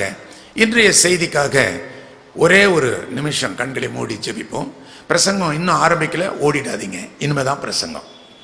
கண்களை மூடி ஜெபிப்போம். எங்களை நேசிக்கிற கர்த்தாவே, எங்களை அழைத்து கொண்டு வந்த தெய்வமே, இந்த கடைசி நாள் கூட்டத்தில் நீர் பேச நாங்கள் கேட்கணும். இயேசுவின் நாமத்தில் வேண்டிக் கொள்கிறோம் பிதாவே, ஆமீன். வாசிக்கப்பட்ட சுசேஷ பாகத்தில், லூக்கா எழுதின சுசேஷத்தில், நீங்க ஒரு மனிதன் தன்னுடைய திராட்சை தோட்டத்தில் அத்திமரத்தை நட்டான். இப்படிதான் கதை ஆரம்பிக்கிறார். ஆண்டவர் சொல்ற எந்த உதாரணத்துக்கும் நம்முடைய சொந்த வியாக்கியானங்கள் கொடுத்து விடக்கூடாது. ஆண்டவர் எந்த கான்செப்ட்ல சொன்னாரோ அதே அர்த்தத்துல தான் அதுக்கு அர்த்தம் எடுக்கணுமே தவிர சொந்த வியாக்கியானங்கள் கொடுத்து விடக்கூடாது. நல்ல சமாரியனுடைய கதையை சொல்லும்போது நிறைய பேர் இயேசுக்கு ஒப்பிட்டு சொல்லுவாங்க. நல்ல சமாரியன் இயேசு, குற்றுயிராய் கிடக்கிறவன் பாவி, அந்த பாவத்தை கழுவதற்கு திராட்சரசம் எண்ணெய், திராட்சரசம் இயேசுனுடைய ரத்தத்துக்கு சமம், எண்ணெய் பரிசுத்த ஆவியானவருக்கு சமம். அதனால்தான் திருவிருந்திலையும் கூட திராட்சரசத்தை உயர்த்தி உங்களுக்காக சிந்தப்படுகிற என்னுடைய ரத்தமா இருக்கிறது, என்னை நினைவு கூறும்படி இதை செய்யுங்கள் சொன்னார். ஆகவே திராட்சரசம் இயேசுவின் ரத்தத்துக்கு அது சமம். அப்ப இயேசுவின் ரத்தம் இல்லாம, பரிசுத்த ஆவியானுடைய கிரியை இல்லாம ஒருவனுடைய பாவம் மன்னிக்கப்படாது, கழுவப்படாது. இந்த சமாரியன் உடனே தன்னுடைய வாகனத்தில் ஏற்றி சத்திரக்காரனுக்கிட்ட கொண்டு போய் ஒப்படைக்கிறார். சத்திரம் என்பது திருச்சபை சொல்லலாம். உதாரணம் ரொம்ப ரொம்ப பொருத்தமா இருக்கும். அந்த திருச்சபையில ஒருத்தர் இருக்கிறாரு, அவர் கையில ஒப்பு கொடுத்துட்டு 2 காசை அவன் கையில கொடுத்தார். 2 காசுக்கு இவங்களே சொந்த வியாக்கியானம், பழைய ஏற்பாடு புதிய ஏற்பாடு, இதுல இருந்து இவனுக்கு நீ ட்ரீட்மெண்ட் கொடுக்கணும். இதுல செகண்ட் கம்மிங்க கூட சொல்லலாம். ரொம்ப நல்லா இந்த சமாரியன் சொல்றான், நான் போறேன் திரும்பி வருவேன். இயேசு கிறிஸ்துவனுடைய முழு சம்பவத்தையும் இந்த நல்ல சமாரியன் மூலியமாக சொல்லலாம், ஆனா சொல்லக்கூடாது. இயேசு தன்னை பற்றி சொல்லுவதற்காக அதை சொல்லல. ஒரு பெரிய கூட்டத்தில் இயேசு பிரசங்கம் பண்ணிட்டு இருக்கும் போது ஒரு லாயர், அதாவது லீகல் அட்வைசர்னு சொல்லுவாங்க, நியாய சாஸ்திரி, தமிழ் வேத புஸ்தகத்தில் நியாய சாஸ்திரி, ஆங்கில வேத புஸ்தகத்தில் லாயர், அதான் லீகல் அட்வைசர்னு பேரு. எந்தெந்த பாவத்துக்கு என்னென்ன தண்டனைன்றது சர்ச்சுக்குள்ள ஒரு லாயர் இருப்பாரு, அரண்மனையில ஒரு லாயர் இருப்பாரு. இவங்கெல்லாம் சட்ட நிபுணர்கள், இவங்களுக்கு எல்லாமே தெரியும். ஆனா இந்த ஆளுக்கு நித்திய ஜீவனை பத்தி ஒன்றும் தெரியாது. அந்த கூட்டத்தில் இவங்க எந்திரிச்சு நின்று கேள்வி கேட்கிறான். அது குறிப்பா ஆவியானவர் எழுதி இருக்கிறார். இயேசுகிட்ட அந்த காலத்துல யாராவது பேசினாக்காவே அரசாங்கத்துக்கு விரோதமானவங்கன்னு சொல்லி பதவி போயிடும், உடனே பதவி போயிடும். அதனால்தான் 100க்கு அதிபதி ஆண்டவர்கிட்ட ராத்திரி வந்து ரகசியமா ஆவிக்குரிய காரியத்தை கேட்டுட்டு ஓடி போயிடுவாங்க. ஜனங்க பாத்திரக்கூடாது, கவர்மெண்ட்டுக்கு சொல்லிடக்கூடாது, பதவி போயிடும்ன்ற பயம்.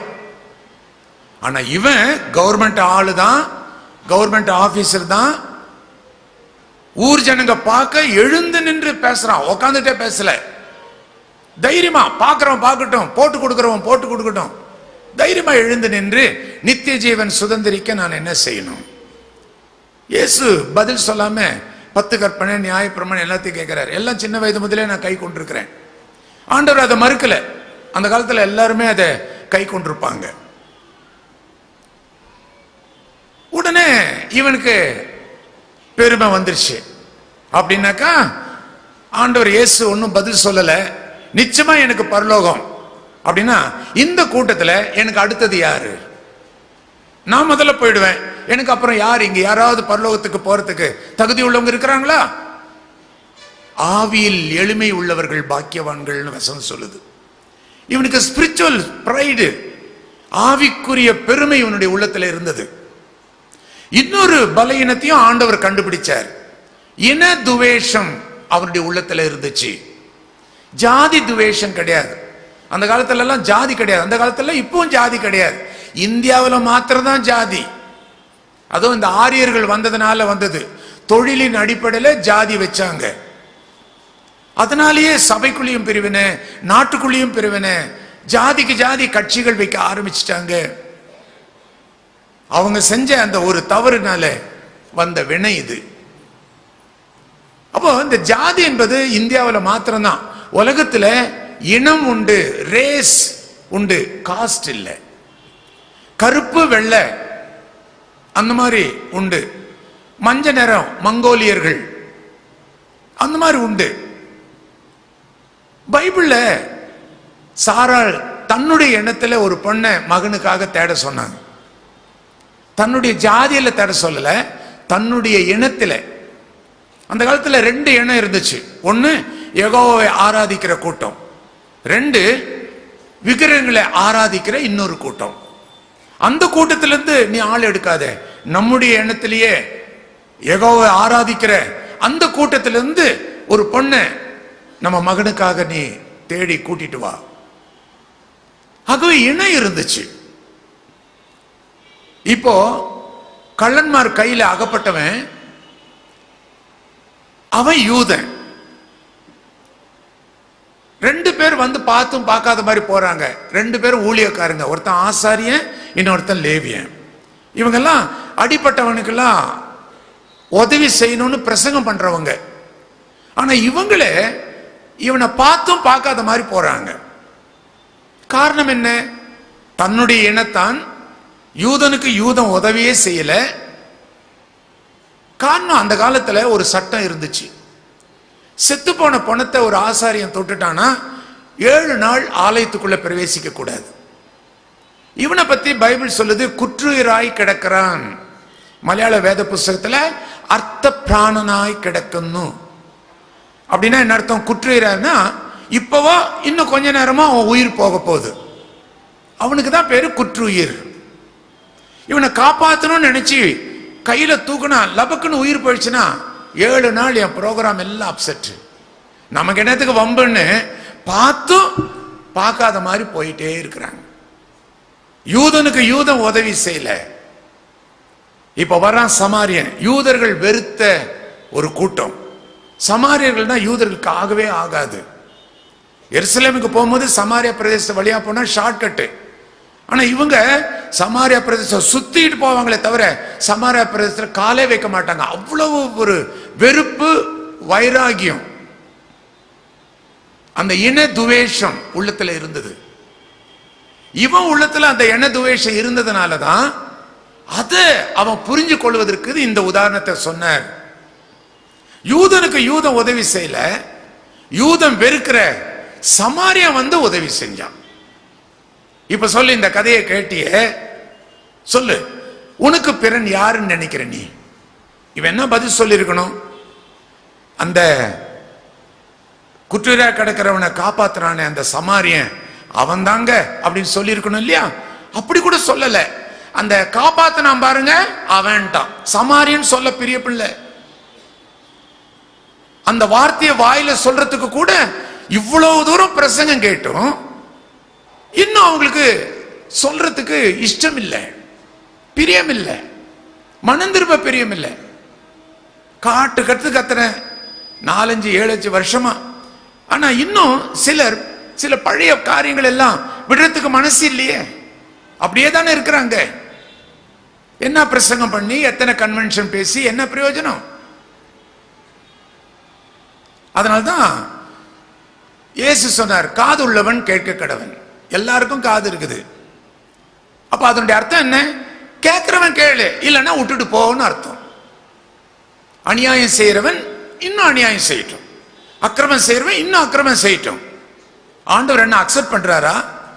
தொடர்ந்து நீ பாவம் செய்யின்னு சொல்றாரா? ஆனா அடுத்த வார்த்தையை நீங்க கவனிக்கணும், பரிசுத்தமாய் இருக்கிறவன் இன்னும் பரிசுத்தமாய் இருக்கட்டும். சொல்ல வேண்டியதெல்லாம் சொல்லியாச்சு, கேட்கலன்னா அப்புறம் நாம என்ன பண்றது? ஆகவே இவனுடைய உள்ளத்துக்குள்ள இருந்த அந்த இன துவேஷத்தை வெளியே கொண்டு வர்றதுக்காக தான் இயேசு அந்த நல்ல சமாரியனுடைய உதாரணத்தை சொன்னாரே தவிர தன்னை ஒப்பிட்டு சொல்லுவதற்காக அதை சொல்லலை. எதுக்கு இதை நான் சொல்றேன் அப்படின்னா, ஆண்டவர் சொல்லுகிற எந்த உதாரணத்துக்கும் அந்த கான்செப்டை புரிஞ்சுக்கங்க. எந்த சூழ்நிலையில யாருக்காக அதை சொல்லுகிறார் அந்த அடிப்படையில தான் அர்த்தத்தை எடுக்கணுமே தவிர நம்ம சொந்த வியாக்கியானத்தை சொல்லக்கூடாது. அப்போ ஆண்டவர் இந்த உதாரணத்தை அவர் சொல்றார். திராட்சை தோட்டத்துல ஒருத்தன் ஒரு அத்தி மரத்தை நட்டான். சாதாரணமா திராட்சை தோட்டத்துல எவனும் ஒரு மரத்தை நடவே மாட்டான். மரம் நட்டா மற்ற செடிகளுக்கு போகிற எரு தண்ணி எல்லாத்தையும் அது மரம் உறிஞ்சிக்கும். மரம் ரோடு ஓரத்தில் இருக்கும். லூக்கா சுவிசேஷம் 23ஆம் அதிகாரம் 21ஆம் அதிகாரத்தெல்லாம் நீங்க பார்க்கலாம். ரோடோரத்தில் இருக்கிற ஒரு அத்தி மரத்தை இயேசு பார்த்தார், கனிகளை தேடினார், கனிகள் இல்ல, சபிச்சுட்டு அவர் போயிட்டார். சாயந்தர நேரம் திரும்பி வரும்போது பார்த்தா அது பட்டு போயிற்று. மரத்தினுடைய மேலிருந்து கீழே வரைக்கும் காஞ்சி போன மரமா உணங்கி போச்சு. இது யூதர்களுக்கு எச்சரிப்பு ஆக கொடுக்கிறார். அதுக்குதான் இந்த உதாரணத்தை செய்யறது. சும்மா கிடக்கிற மனத்தை இவர் ஏன் சபிக்கணும்? இது யூதர்களுக்கு, இஸ்ரவேல் மக்களுக்கு எச்சரிப்பு கொடுப்பதற்காக. ஆக இந்த உதாரணத்தையும் அந்த அடிப்படையில தான் சொல்றார். திராட்சை தோட்டத்துக்குள்ள அத்தி மரம் யாருமே நடமாட்டாங்க. ஆனா இவர் ரொம்ப ஆசையா அத்தி பழம் திராட்சை பழத்தை விட இவருக்கு ரொம்ப இஷ்டம் போல இருக்குது. அதனால நல்ல பழம் கிடைக்கும்னு சொல்லிட்டு நட்டு வச்சார். பழம் காய்க்கிற அளவுக்கு நல்ல மெச்சூர் ஆயிடுச்சு அது. ஆனா வந்து வந்து பார்க்கிறாரு, ஒவ்வொரு தடவையும் ஒரு நாளும் அதுல பழமே கிடைக்கல. ஆனா செழிப்பா இருக்குது. அப்பதான் எஜமான் சொல்றாரு, நான் 3 தடவை நான் வந்தேன், ஆனா இந்த மரத்துல ஒரு பலனும் இல்லை. தண்டத்துக்கு இது என்னத்துக்கு? மத்த செடிக்கு போகிற எருவெல்லாம் உரியணும், வெட்டி போடு. தோட்டக்காரன் சொல்றான், எஜமானே வேண்டாம், ஒரு சான்ஸ் கொடு, தயவுசெய்து ஒரு சான்ஸ், இன்னும் 1 வருஷம். இதுக்கு முன்னாடி செய்யாததெல்லாம் இப்ப நான் இந்த மரத்துக்கு செய்ய போறேன். இன்னும் கொஞ்சம் காஸ்ட்லி எருவெல்லாம் வாங்கி இந்த மரத்துக்கு போட்டு இன்னும் கொஞ்சம் நிறைய தண்ணி இது குடிக்கிற மாதிரி ஒரு ஏற்பாடு செய்யறேன். இந்த வருஷமும் அது பலன் கொடுக்காம போனா நீர் சொன்ன மாதிரி நானே வெட்டிடுறேன். 2014 வருஷம் போய் 2015 வருஷம் பிப்ரவரி மாசம் நாம வந்து உட்கார்ந்து இருக்கிறோம். ஒவ்வொரு புது வருஷமும் நீ எடுத்த தீர்மானம் கொஞ்சம் யோசனை பண்ணி பாருங்க. எத்தனை வருஷமா கர்த்தர் உங்ககிட்ட பேசினார், பழம் கொடுப்ப பழம் கொடுப்ப. ஆனா தண்டத்துக்கு கிறிஸ்தவன் பேரை வச்சுக்கிட்டு வந்து வந்து போற கிறிஸ்தவனா இருந்து உங்ககிட்ட இருந்து ஒரு பழத்தையும் யாருமே சாப்பிட முடியாத அளவுக்கு, உன்னால யாருக்கும் பிரயோஜனம் இல்லாத அளவுக்கு நீ வளர்ந்துட்ட, உயர்ந்துட்ட, செழிப்பா இருக்கிற. ஆண்டவர் பார்க்கிறார். 2015 வந்தாச்சு, ஜனவரி மாசமும் நீ பழம் கொடுக்கல, பிப்ரவரி மாசம் வந்தாச்சு, 4வது வாரம் இன்னும் ஒரு சில நாள் தான், 3வது மாசம் வரப்போகுது. ஆண்டவராகிய இயேசு கிறிஸ்து தோட்டக்காரனுடைய இடத்துல நின்று எஜமான்கிட்ட கெஞ்சி கெஞ்சி கேட்கிறாரு, இந்த 1 வருஷம், இந்த 2015வது வருஷமும் ஆயுச கொஞ்சம் நீட்டி கொடு ஆண்டவரே, அவனை எடுத்துறாதிரும், என் மகளை எடுத்துறாதிரும், எங்க அப்பாவை எடுத்துறாதிரும், எங்க அம்மாவை எடுத்துறாதிரும், நிச்சயமா மனம் திரும்பிடுவாங்க, நீர் விரும்புகிற பழத்தை அதை பெற்றுக்கொள்ளலாம். எத்தனை வருஷமா இயேசு கிறிஸ்து நமக்காக பரிந்து பேசினார். ஆனா உன்னுடைய வாழ்க்கையில ஆண்டவர் எதிர்பார்க்கிற கனி இல்லைன்னா சீக்கிரமாக நீ வெட்டப்படுவ. அதனால்தான் வசனம் சொல்லுது, கோடலியானது மரத்தின் அருகே வைக்கப்பட்டிருக்குது. எதுக்காக இந்த வார்னிங் கொடுக்கிறாரு? வேறு வெட்டா மரம் கீழே விழுந்துரும். மரம் விழுந்தா இலையும் போச்சு, கிளையும் போச்சு. இலை என்ன தப்பு பண்ணிச்சு, கிளை என்ன தப்பு பண்ணிச்சு? இதுதான் இயற்கை விதி. வேறு வெட்டப்பட்டா குடும்பமே நடுத்தருவுக்கு வந்துருது. அப்பங்காரன் செஞ்ச தப்புக்கு முழு குடும்பமும் பாதிக்கப்படுகிறது. கோடலியானது வேற அருகே வச்சிருக்குது. இது எச்சரிக்கை. சரி, இன்னொரு சம்பவத்தையும் சொல்லி நான் முடிச்சிடுறேன். ஏசாயா தீர்க்கதரிசியின் புஸ்தகம் 5ஆம் அதிகாரத்துல இங்க ஒரு ஆளு ஒரு உயர்ந்த மலையில செழிப்பான மண்ணுல ஒரு திராட்சை தோட்டத்தை அவர் கட்டி வச்சிருக்கிறார். பெரிய திராட்சை தோட்டம். அந்த திராட்சை தோட்டத்துல ஃபேக்டரி எல்லாம் கட்டி இருக்கிறாரு. அந்த பழத்தெல்லாம் பிழிஞ்சு ஜூஸ் எடுத்து இதை வித்து பெரிய பணக்காரன் ஆகிற அந்த நிலைமையில அவனுடைய நிலைமை உயர்ந்த நிலைமையில இருக்குது. இந்த மாதிரி இருக்கிறது இது போதாதுன்னு சொல்லி எங்கேயோ அதிகமான விலைக்கு உயர்குல திராட்சை செடியை கொண்டு வந்து நட்டாராம். ஆங்கில வேதத்துல ஹைபிரிட், நல்ல உயர்ந்த ஜாதி திராட்சை பழம் செடி, அதை கொண்டு வந்து நட்டு, ஏற்கனவே எல்லா திராட்சை செடிக்கும் தோட்டம் வேலியெல்லாம் இருக்குது. ஆனா இந்த தோட்டம், இந்த திராட்சைக்கு ஒரு தனி வேலியை அடைச்சு வச்சிருக்கிறார். அதுக்குள்ள இருக்கிற கல்லெல்லாம் எடுக்கிறாரு.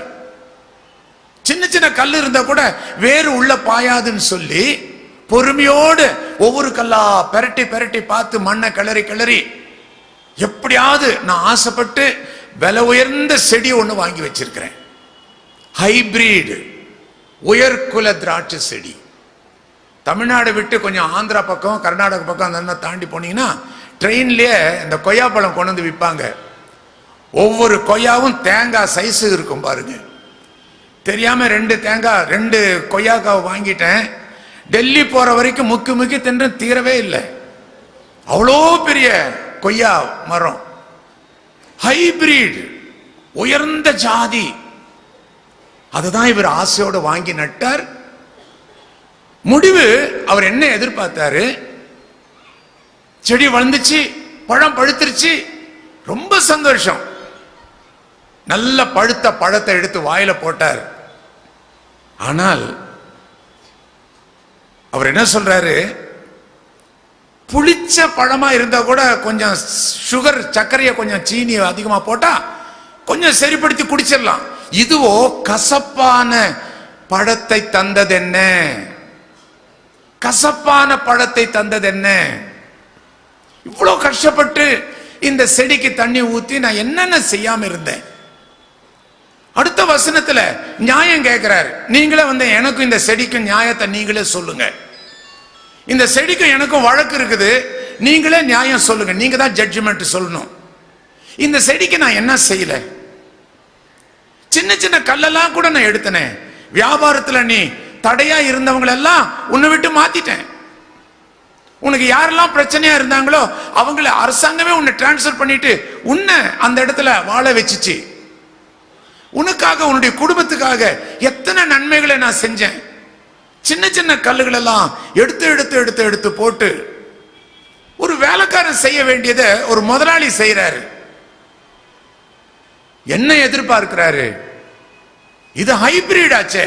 மற்ற திராட்சை பழம் கூட புளிக்கிறதுல நல்லா இருக்குது, ஆனா அதை விட ஒரு புளிப்பு, சந்தோஷம், நல்ல ஸ்வீட்டை தான், இனிப்பை தான் இதுக்கு எதிர்பார்த்தாரு.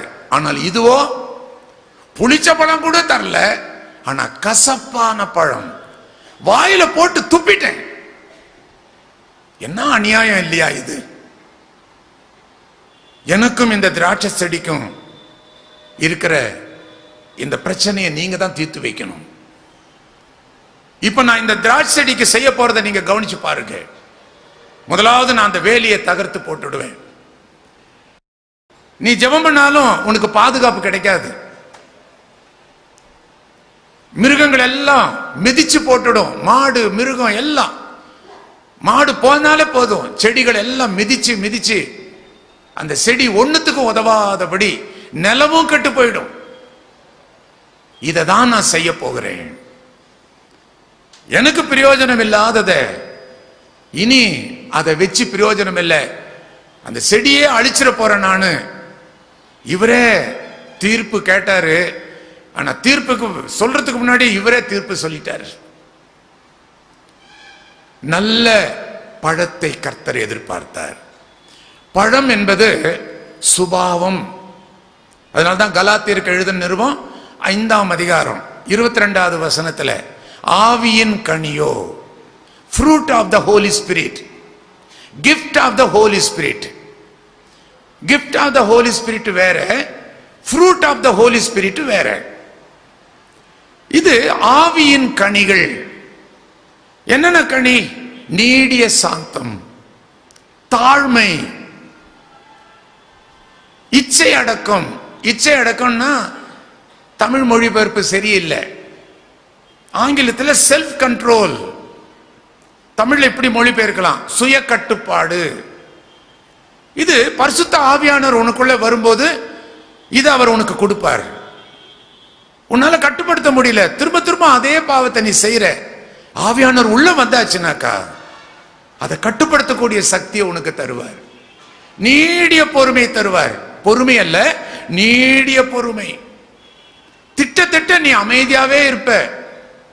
முன்னெல்லாம் எதிர்த்து பேசுவ, ஏன் இப்படி பேசுனாங்க, ஏன் இப்படி திட்டினாங்க.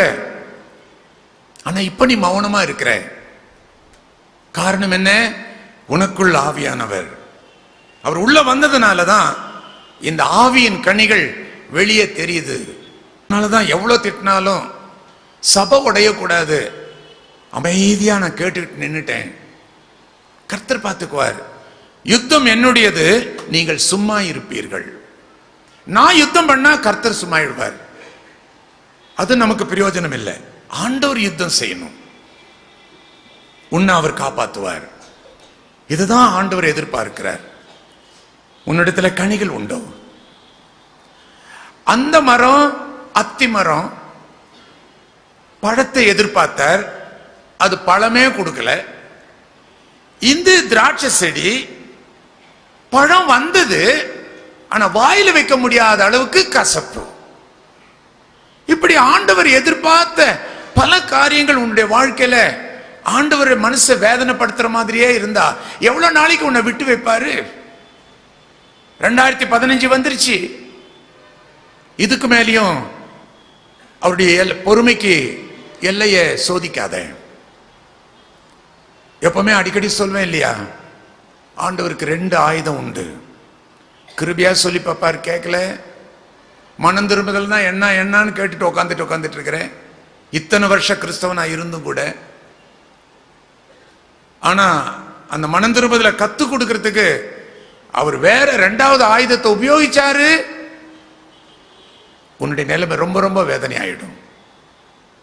என்னுடைய ஊழியத்துல, கிராம ஊழியத்துக்கு அந்த காலத்துல 37-40 வருஷத்துக்கு முன்னாடி நாங்கள் ஜீப்பில் போய் கிராமங்கள் எல்லாம் ஊழியம் செஞ்சுட்டு வந்துடுவோம். எல்லாம் பெரிய பெரிய ஆபீசர்ஸ். ஒரு உயர்ந்த அதிகாரி ஒருத்தர், அவருடைய வேத புஸ்தகத்தில் ஒரு வித்தியாசம். தன்னுடைய பேர் கூட அந்த பைபிள்ல எழுத மாட்டாரு. அண்டர்லைன் எங்குமே பேனால எழுதியே இருக்க மாட்டாரு. ஒரு குறிப்பு கூட பைபிள்ல இருக்காது, கிளீனா இருக்கும். உங்க பேராவது எழுதலாமே, ஏன் பேர் எழுதல? அப்ப அதுக்கு அவர் என்ன சொல்ல தெரியுங்களா? சில சமயத்துல பஸ்ல என்கிட்ட ஆவிக்குரிய காரியம் பேசிட்டே போவாங்க. அவங்க நல்ல வாஞ்சா இருக்கிறாங்கன்னு தெரிஞ்சா நான் எந்திரிக்கும் போது பைபிளை விட்டுட்டு நான் போயிடுவேன். வேணும்ட்டே விட்டுட்டு போவேன். உடனே நான் விட்டுட்டு போயிட்டேன்னு நினைச்சிட்டு அந்த பைபிளை திறந்து என் பேர் அட்ரஸ் இருந்தா என்கிட்ட திருப்பி கொடுத்துருவானே. கொடுத்துடக்கூடாது, அவன் அந்த பைபிளை வாசிக்கணும். அதனால என் பேரை நான் எழுதுறது இல்லை. எவ்வளவு ஒரு ஆவிக்குரிய வித்தியாசமான ஒரு நபர். தன்னுடைய பைபிள் அநேகருக்கு பிரயோஜனப்படும். இந்த மாதிரி மாசத்துக்கு 3 பைபிள் 4 பைபிள் புதுசு புதுசா வாங்கிட்டு வைப்பார். அங்கங்க போற இடத்துல விட்டுட்டு வந்துருவாரு. ஒரு தடவை ஊழியெல்லாம் முடிச்சு ஜீப்ல எல்லாரும் ஏறணும். நான் ஏறி உக்காந்துட்டேன். இவர் ஏறத்துக்கு கொஞ்சம் கஷ்டப்பட்டாரு. கையில இருக்கிற பைபிள், புஸ்தகம், பை. டாக்டர் இதை கொஞ்சம் பிடிங்கன்னாரு. நான் கையில வாங்கி பிடிச்சிக்கிட்டேன். அவர் மெதுவா ஜீப்ல ஏறி உக்காந்தார். உக்காந்த உடனே அவருடைய பொருளை கொடுக்கும்போது அந்த பைபிளை சும்மா இப்படி பெரட்டி பார்த்தேன். பார்த்தா லூக்கா சுவிசேஷம் 16ஆம் அதிகாரம் 25வது வசனத்துல நினைத்துக்கொள் சகோதரா, அந்த வார்த்தையை மாத்திரம் பேனால வட்டம் போட்டிருந்தாரு. அப்ப நான் கேட்டேன், உங்க பைபிள்ல நீங்க எதுவுமே குறிப்பே எழுத மாட்டீங்களே, உங்க பேர் கூட எழுத மாட்டீங்களே, இத மாத்திரம் வட்டம் போட்டிருக்கிறீங்களே, ஏன்? அப்பதான் அவர் சொன்னாரு, என் வாழ்க்கையை மாத்தினதே இந்த ஒரு வசனம் தான். இன்னைக்கு மனுஷனா ஆவிக்குரியவனா ஊழியத்துக்குள்ள இறங்கி இருக்கிறேன். என் பட்டம் பதவி எல்லாத்தையும் அவமானமா நினைக்காதபடி இவ்வளோ பெரிய ஆபீசர் எப்படி கிராமத்துல வந்து தெரு ஓரத்துல நின்னுகிட்டு பிரசங்கம் பண்றாரு அப்படின்ற வெக்கம் எல்லாம் இல்லாம இருக்கிறதுக்கு காரணம் இந்த ஒரு வசனம். என் சின்ன வயசுல அப்பதான் அவருடைய தன்னுடைய வாழ்க்கையை சொன்னார். சின்ன வயசுல எங்க அப்பா அம்மா எல்லாம் சர்ச்சுக்கு போவாங்க, நான் போக மாட்டேன். அப்படிதான் கூட்டிட்டு போனாலும் வெளியே ஓடி வந்துடுவேன். சர்ச்சுக்குள்ள உட்காரத்துக்கு எனக்கு இஷ்டம் இல்லை. சண்டே ஸ்கூல் போன்னு கேட்பாங்க, என்ன தொந்தரவு பண்ணாதீங்க, எனக்கு அங்க போக இஷ்டம் இல்லை. ஒவ்வொரு கிளாஸ்லயும் டபுள் ப்ரமோஷன். படிப்புல கெட்டிக்காரன் 3 தடவை டபுள் ப்ரமோஷன் வாங்கி ரொம்ப சீக்கிரம் வந்துட்டான் படிப்புல. எஸ்எஸ்எல்சி வந்தான், எக்ஸாமினேஷனுக்கு சர்ச்சில் முன்னாடி வந்து ஆல்டர்ல போய் எல்லாருக்கும் ஜெபிக்கிறாங்களாம். போய் ஜெபிச்சுக்கப்பா, பாட்டி சொல்றா, அம்மா சொல்றா. ஆனா இந்த பையன் சொல்றான், ஏமா 1ஆம் கிளாஸ்ல இருந்து இது வரைக்கும் டபுள் ப்ரமோஷன் வாங்கினேன், ஜெபம் பண்ணிட்டா நான் வாங்கினேன், சண்டே ஸ்கூல் போயிட்டா நான் வாங்கினேன், பைபிள் படின்றீங்களே, நான் படிக்கவே இல்லையே, ஃபர்ஸ்ட் கிளாஸ் மார்க் வாங்கினேனே, பைபிள் படிச்சுட்டா வாங்கினேன், நான் கஷ்டப்பட்டு படிச்சேன், நான் கிளாஸ்ல ஃபர்ஸ்ட் கோல்டு மெடல் வாங்குறேன். பாருங்க, இந்த எஸ்எஸ்எல்சிலையும் பாருங்க, ஸ்டேட்ல நான் தான் ஃபர்ஸ்டா இருப்பேன். நான் ஜெபிக்க போல, பைபிள் வாசிக்கிறது இல்ல, அதே மாதிரி அவன் ஃபர்ஸ்ட் வந்தான் ஸ்டேட்ல. அதுக்கப்புறம் காலேஜ் போனா, காலேஜ்லயும் நல்ல மார்க்கு, இன்னும் டிகிரி மேல டிகிரி எடுத்தான். வெளிநாட்டுக்காரங்கெல்லாம் அவனுடைய படிப்பையும் அவனுடைய பிரில்லியன்ட்டையும் பார்த்து அவங்க கம்பெனியில வேலைக்கு அவனுக்கு அழைப்பு கொடுத்தாங்க. இந்தியா தேசத்துக்குள்ள சில அரசியல்வாதிகள்லாம் இவனுடைய படிப்பையும் இவனுடைய அறிவையும் பார்த்து இவனை வெளிநாட்டுக்கு விட்டுறக்கூடாது, நம்ம கவர்மெண்ட் அரசாங்கத்திலே இவனுக்கு வேலை கொடுக்கணும்னு சொல்லி மற்றவங்களுக்கு பெரிய மந்திரிமார்கிட்டலாம் சொல்லி இந்திய அரசாங்கமே இவனே அப்ளை பண்ணாமல வேலைக்கு அப்ளை பண்ண சொல்லும்படி கேட்டுக்கொண்டது. அப்ளை பண்ணா கிடைச்சது டைரக்ட் அப்பாயின்மெண்ட், ப்ரமோஷன் இல்லாமலே ஸ்ட்ரெயிட்டாவே உயர்ந்த பதவியில வந்து சேர்ந்துட்டான். ஆனா பதவியை தவறான விதத்தில் பயன்படுத்தி ஏராளமான லஞ்சம் வாங்கி அரண்மனை மாதிரி ஒரு பெரிய வீடு கட்டினான். அப்பதான் அவங்க அப்பா அம்மா பார்த்தாங்க, பையன் அடங்காதவனா, இப்படிப்பட்ட நிலைமையில இருக்கிறானே, அவனுக்கு கால் கட்டு போட்டா ஒரு கல்யாணம் பண்ணா இந்த பையன் சரியாயிடுவான் அப்படின்னு சொல்லிட்டு ஒரு ஆவிக்குரிய நல்ல பிரேயர் குரூப் லீடர் ஒரு பொண்ணு, நல்ல உயர்ந்த படிப்பு, அவனுக்கு ஏத்த மாதிரியே நல்ல உயர்ந்த படிப்பு, நல்ல ஆவிக்குரியவ, பெரிய பணக்கார வீட்டு பொண்ணு அல்ல, ரொம்ப தாழ்மை உள்ளது, ஜெபிக்கிறவ, நல்லா இவங்களுக்கு தெரியும். அவங்க கிட்ட பேசி என் மகனுக்கு உங்க பொண்ணு வேணும்னு கேட்டாங்க. இவ்வளோ பெரிய இடத்துல இவ்வளோ உயர்ந்த பதவியில் இருக்கிறவனுக்கு இவங்களா வாலண்டியரா உங்க பொண்ணை என் பையனுக்கு பிடிச்சிருக்குது, கட்டி தரீங்களான்னு கேட்கறாங்களே, பணமோ ரொக்கமோ ஒன்றும் வேண்டாம், அப்படியே பொண்ணு வந்தா போதும்னு. அதே மாதிரி கல்யாணம் நடந்தது, தாலி கட்டியாச்சு. பகல் நேரம் மத்தியானம் விருந்து சாப்பிட்டுட்டு இருக்கும்போது அந்த பொண்ணு அவங்க அம்மாக்காரி, பையனுடைய அம்மாவும் பாட்டியும் அவனை தனியா கூட்டிட்டு போய் ரூமுக்குள்ள உட்காந்து அவளையே உத்து பார்த்து அழுதாங்க. ஏமா ஏன் அழுகிறீங்க நீங்க? என்னத்துக்கு பாட்டி அழுகிறீங்க? இல்லம்மா, உன்னை நாங்க ஏமாத்திட்டோம். என்ன சொல்றீங்க? என் பையன் நல்லவன் அல்லம்மா, என் பையன் ரொம்ப மோசமானவன். ஆனா அவனை எப்படியாவது கடவுளுடைய வழிக்கு திருத்தணும் அப்படின்றதுக்கு கர்த்தரை ருசிச்ச ஒரு பொண்ணு வேணும்னு கேட்டுதான் உங்ககிட்ட நாங்க பொய் சொன்னோம், பையன் ரட்சிக்கப்பட்டிருக்கிறான் அப்படின்னு உங்க அப்பா அம்மா கிட்ட பொய் சொன்னோம்.